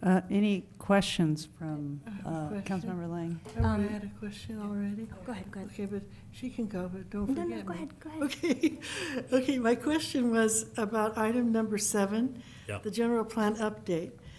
So I'll ask the city attorney or the rest of you, correct me if I'm wrong, but it was at the joint meeting with the planning commission that we made a decision gradually to delay, and there were motions made, changes and all that. And my recollection is that was a very kind of a confusing meeting where Councilmember Rachel Lang made a motion at the very beginning of the meeting, which threw me off completely because we hadn't even discussed anything. And then I went home, you know, my stuff is in storage. I'm no longer in storage. I have all my notes, they're coming out. But I went home and then I looked in my storage unit and I saw these giant piles of all the work we had done and all the trees that went into that work. And I thought about all the meetings and everything else, and I deeply regret it that I approved going through that again. Now, my question is, if the rest of the council wants to reconsider, because this is a huge time-consuming item that will involve public meetings, and we are so behind, and maybe there's another way to do this. We have such an engaged community. They're constantly giving us feedback. But is there a way to reconsider this item? Yeah, we're gonna recommend a path. Okay. Lucas, I said a minute ago, I've asked Lucas to make his recommendation on how we can wrap this up Okay. and still be responsive to those issues that the council still needs time and help on. Yeah. What I really don't want to see you do at this point is something that would look like starting over. Okay, good. There's That's a been great way too relief, much yeah. spent on this, and Yeah. and you don't want to do that. Yeah, okay, thank you. Because, you know, I'm always hearing the public coming to the podium with these wonderful climate mitigation ideas. Like tonight, we heard Kil Starbird, who used to be very active. We're still on questions. though. Okay, all right, we Can can wait? discuss? Yep. Councilmember Lang, you have a question? Well, the climate mitigation, for example, that you wanted to add, I guess I'm just thinking out loud, I'll wrap it up. We can still do those things Yes. without starting over. Yes. Okay, okay. Councilmember Lang? One question I had, at a previous meeting, you spoke about leading a priorities workshop with us as well, that we could talk about for the next city manager, for the one we hire. Where does that fall? Are you still interested in it, number Well, one? That's the 30th, right? Okay, That's that's the- right, that's the right, meeting okay, of the yes, 30th. yes, you're right. Okay, thank you. Okay, can we move on to public comment? We have Brian Akins.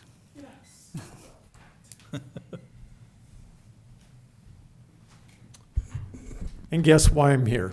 Because I'm the chair of a commission.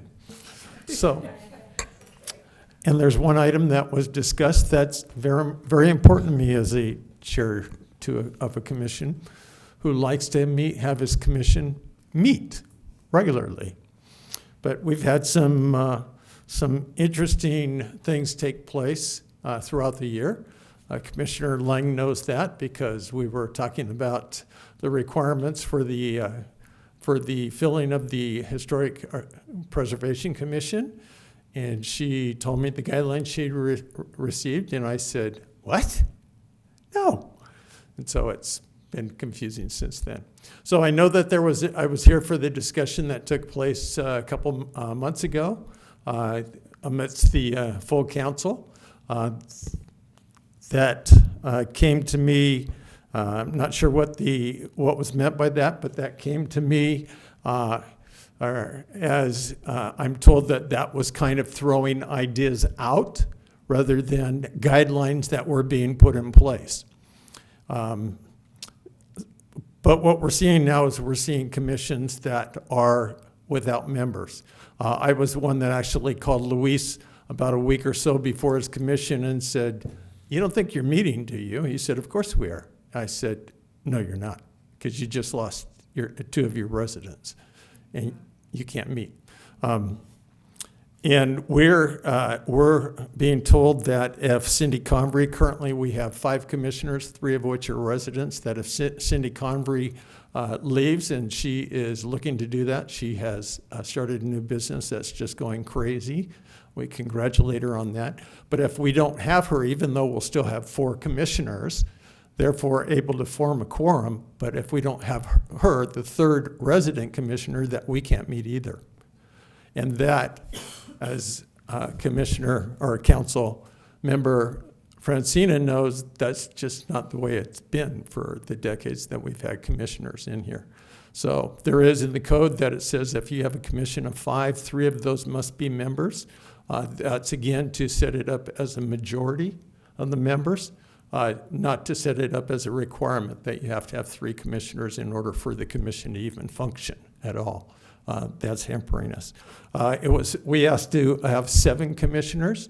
I think that pretty much was agreed by everybody that night when we were discussing those things.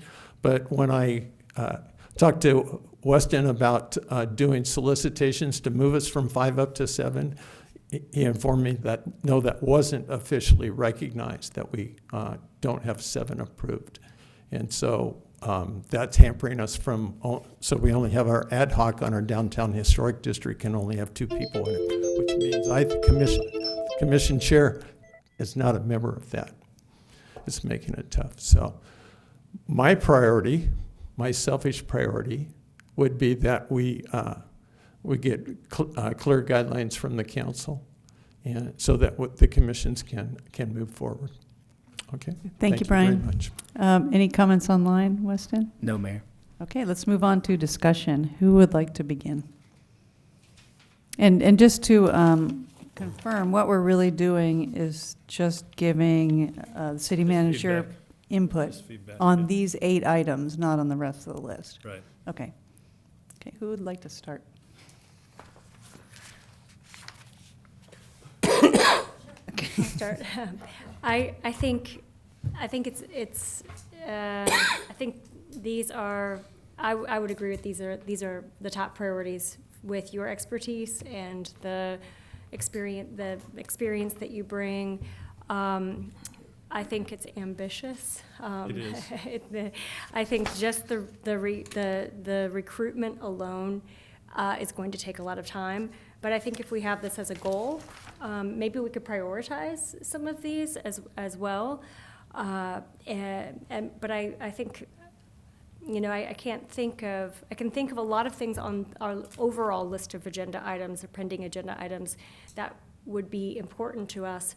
But in terms of really what we're talking about the next 4 or 5 months, I think this is a good place to start. Yeah. Now, I'm not doing all of this. I'm delegating some of this, right? Okay. Okay, Councilmember Rule? Yeah, so I wanted to kind of conflate two items. One is the housing workshop, and the other one is the growth management, because I think the growth management is the large umbrella, but certainly the housing workshop, fundamentally and underlyingly, it's a philosophical question that we have never directly addressed and never said, this is what I stand for. We've all done things and said things, but we've never said directly, I'll go this far, but I can't go that far, or, I want to go all the way. So to me, that's the most important thing, because that gets honesty out to the public. And so to me, that is really important. And as you said, what comes underneath that is many other things. You know, it's parking, and it's valet parking, and it's, you know, a pickleball complex. So what is our growth and it is tourism. You know, very much is tourism, and I think that that was offered sort of with that in mind. Like, how do we talk about the growth management of tourism? So to me, that is for this council to come to grips with that and to understand what everybody's position on that is directly and honestly. To me, that is what moves this council forward. So I would just put that as my highest, you know, other than, yeah, we need a city manager. All right, whatever. Sorry, but yes, second to the onboarding of the city manager done properly. That is my highest priority. Mayor Pro Tem? I would like to see related items grouped together. We're not doing this. We're doing these. Oh, I thought we were setting priorities for 4 to 30. Okay. No, okay, so we're So these are, I thought this was. Mark is going to focus on these for 5 months, just these 8 things. Okay, but does that mean he can't do any of these? No, we're going to go through those on the 30th. I'm just trying to say, an interim city manager needs to know what the expectations are. But if we put related items together, you know, like a heading and then A, B, C, it doesn't look so daunting. I agree. Okay, I mean. But that's for the 30th, I think. Yeah, but we can't do that before the 30th, so we get it like that? What are we going to do on the 30th? Well, no, I mean, I could do it.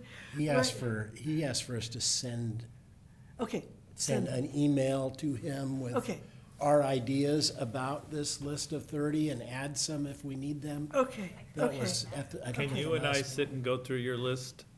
What? Can you and I sit and go through your list? Yes. And I'd like to do that with other council It members. just seems so less daunting when the related I agree. items are together, yeah. I agree. Yeah. That's my instinct too. Okay, thank you. Okay. Councilmember Whitman?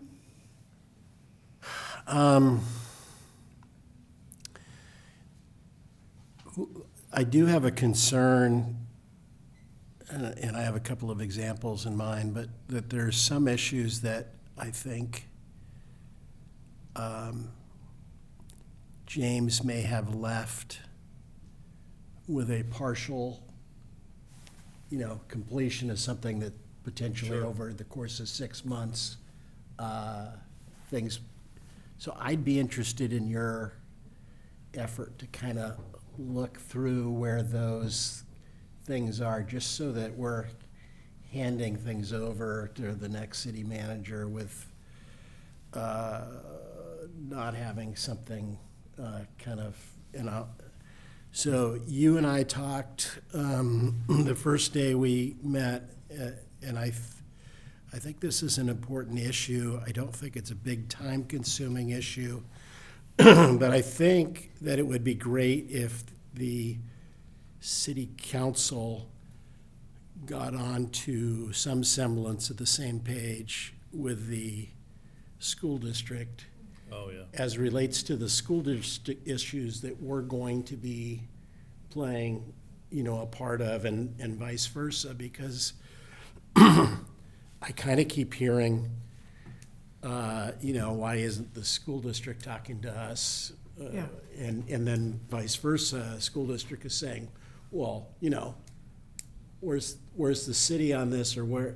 And I think there needs to be some kind of fundamental understanding as between the city council and the school district, how we have to interrelate on certain issues.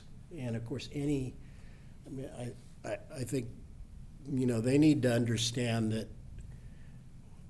we can fight over the details, but we do play a role in any land use issue that occurs within the city limits. And I would love to see us get more cohesion on. Yeah. So could I make a quick comment? Well, Yeah. how about everybody gets a turn and then we'll Okay. go to. Well, this is directly related to that, Can so. you just yeah, wait? For sure. Yeah. One of the issues that I don't know if this is kind of, up in the air where it needs to be addressed or not, but James and I spent quite a bit of time talking about the issues involving the sewer in the Arbolata. Oh, yeah. And the fact that with the wet year, we had a lot of seepage that potentially was, creating a bacteria risk. And my general understanding is that we referred it to the county public health, and it has subsequent been moved to the state water. Water Resources Board. Yeah, and, but what I guess I just want to know that we're watching that issue, or it's moving, and that we have the ability to report that, to the community, because there are people in the Arbolata who are concerned that they're have a health risk. Yeah, and James did leave a file on that topic. That's probably another list on the big priorities list. It's something that's been going on for 3 or 4 decades. Yeah. But it's something that it's a worry, yeah. Yeah, and it's very difficult because there's so many different agencies and jurisdictions in terms of county residents versus city residents are all impacted by it. That's a good one. Well, I'd just like to thank you, Mark, because it's a great list, and it is ambitious. It's I appreciate pretty that. ambitious, yeah. And clearly, and I think we all agree that getting a new city manager is the most important at this point. But these are all really important. So, and in terms of the general plan, I agree with what Mayor Pro Tem said. And also, we don't want to do that to staff. We don't want to recreate the wheel there. So starting with what we have and adding some sort of growth, just some kind of philosophy in there from all of us. And also, I think we also need to make sure that we're meeting our fiduciary responsibilities, and that's in here in some form, and really maintain what we have, because that hasn't always been the case, specifically the streets here and the trees. So I want to, make sure that gets in there. I think it's great. So I think we're ready for a motion at this point. You had a question? And I don't know that this is appropriate, but it was in reference to Councilmember Whitman's comment about working with the school district. I don't know if you and I talked about it, but we had a 2-2 committee where it was 2 and 2. And when I was first elected, because I have this huge background in education, I reached out to both Atticus, to various of the trustees about, a 2-2 committee. And at that point, they said they weren't, they just didn't have the bandwidth right then because they were going through huge transitions. But that when they did, they certainly wanted to do that. And I reached out to them again most recently when people were, when various parties were saying Matilaha could be used for this or that, or Legacy could be used for this or that. I reached out to them on exactly those issues, the land use issues, and where the overlap on the Venn diagram is. So at some point, and I don't know if it's on that priorities list or what it is, but that we really should move forward with, reinstigating the 2-2 committee. I think it's important. I think, I'm not a big fan of lots of subcommittees when the subcommittees are task committees. I'm a big fan of 2x2 liaison committees. Right. And I think when you've got another government agency having a good 2x2, and it's, of course, it's critical that the 2 constantly report back to the 5. I mean, that's part and parcel of that task, but you can get a lot of work done with 2 from each if they're operated well, and I think you really need to do that right now. So And I am the school district liaison Yeah. for council, so I'd definitely like to be involved. Yeah. Right, and so what would be the process? Because I would also very much like to be involved. Well, I So I think- don't know what the but- process would be. Should we put it on the priority list? Should we put it on, should we decide that, we could do a date certain and, have 3 votes, a date certain, next council meeting? It's whatever your process is for placing people on committees. I Well, don't- should we wait, and, we are going to have the meeting on the 30th for the. Yeah, sure. I priorities, mean, so- that's what I'm asking. What would be the Yeah. proper procedure? But time is, as we talk about interim places for pickleball, as we talk about all those, they're moving tomorrow. They're starting their discussion on what happens to their properties. So the sooner we can be part of that Yeah. and understand, the better. Anyway, that may be off topic, and I apologize, but I did want to bring it up. We don't have to move it to the next meeting, right? We can make a Well, discuss. and let's- make Let a me jump in there briefly. So the council can't tonight create a committee, a 2+2 committee. As noted, it's a good idea because it will help us facilitate interactions with the school district. It could be placed with consensus, or at least 3 or 2, on a future agenda. So perhaps, given this discussion, put it on either the next meeting or the 30th Yeah, for the next council meeting. to Yeah. create that committee and Yes. give it charge. Yeah. The other thing I'll note, as asked by the council at the joint meeting with the HPC, including on this issue, we're working on a primer on the straight laws that govern the relationship between the city and the school district. As noted, Councilmember Whitman noted, the city has a significant role in the land use side for anything that is not educational. Mhm. So if the school district looks at surplusing their properties or otherwise pulling them out of the educational system, then the city's power springs into being, and we're working on a memo that lays out that common understanding. Thank you. And then in addition to the, Just a reminder to come through the chair. I'm sorry. So in addition to the 2x2 issue, I had asked Mark to meet with the new superintendent. Who I have And I haven't met with her, The brown bag lunch. but I met her. We were there.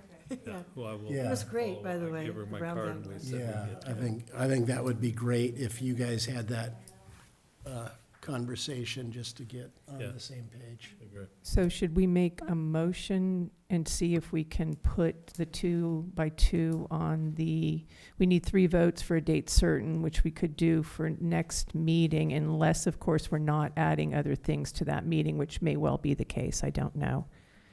You're talking about the 15th? I'm talking The about 22nd. The 20, no, I was talking about the 15th.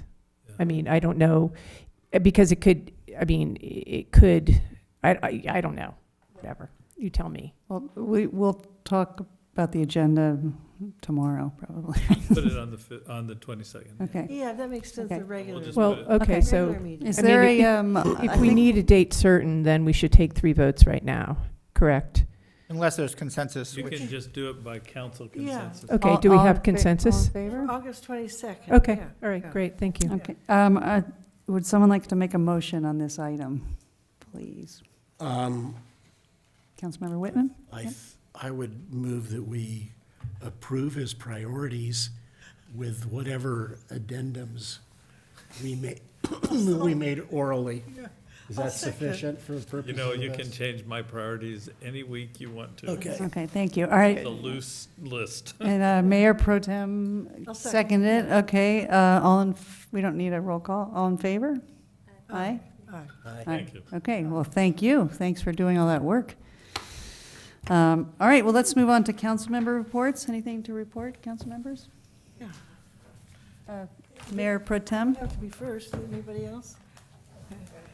Okay, so as you probably know, I'm the liaison to Ventura County Animal Services, and since you get a lot of emails, I want to call your attention, you received a copy of the ad that was in the Sunday paper, and I would just ask that you read it so that you're familiar, that there have been, I've been the liaison now for six years, and I haven't given a report, in part because there's just, usually it's midnight by the time we end. But I plan to go to the, there's going to be a meeting with the supervisors, and I'll be attending as a commission, and speaking as a commissioner and a longtime animal advocate, because the goal is to keep the Ventura County Animal Shelter a true no-kill shelter. And that's a very complex issue, but I am not in favor of killing dogs due to behavior issues that could be addressed and that develop due to the fact that they're in these cages and not getting enough exercise and all of that. Once I get started, I'll talk for 3 hours, because that's my other passion is animal advocacy. If I have another report, I think. Mayor? Yeah. We can, so did we already do future agenda items? No, we're still on council member. Just councilman, that's all I have for right now. Okay. Okay. Council Yeah, member. mine was a question to Councilmember Francina. If other council members were so inclined to support that and to show up, what would be the best way to do that? I mean, is it, I guess it would not be possible for the Ojai Council to make a statement and or a recommendation unless it was on the agenda and we took a vote. Yeah. So I we think would. it's premature. Yeah, okay. Premature. Isn't it on Yeah. for a county agenda? Yeah, this is going to be on in response to this ad. Yeah. The director, of course, wants to counter the ad, because, but what you see in the ad has been going on for 6 years. There's been a lot of discussion in the animal community, but it would not be, I don't feel it's at all appropriate at this point. They've set a for the hearing. city. Yeah, They've set a hearing to address the issues that are yeah, raised there and the director's response. Yeah, the director wants to do a presentation to counter the ad, but the animal advocates will be there to, there's always two sides to the story. It's complicated. The thing that I just can't emphasize enough is stop backyard breeding, increase spay-neuter, because our shelters are overrun. And that's directly connected to the housing crisis, because when people can't find housing, their animals end up at the shelter. I can tell you that my 20-month search, it wasn't the only factor, but it was definitely more challenging with 2 dogs. But I wasn't going to give them up. That's out of the question. Thank you. Any other reports from council members? Well, I have one on July 26th, the Red Cross, with the cooperation of the school district, presented an evacuation simulation.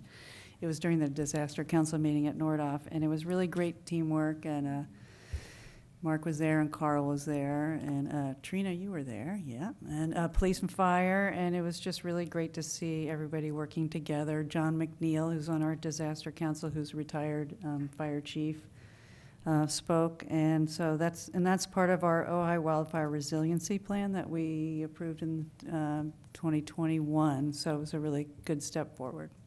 Were we supposed to be there? No. Okay. Yeah. Thank you for going. You had a seat with your name in it. No, I'm Yeah. just kidding. Okay. Okay, anybody else? All right, city manager report? I don't have any. Good. I have Okay. a question of the Spoken enough. chief. Yay. When is it appropriate to ask Chief Trina Newman a question?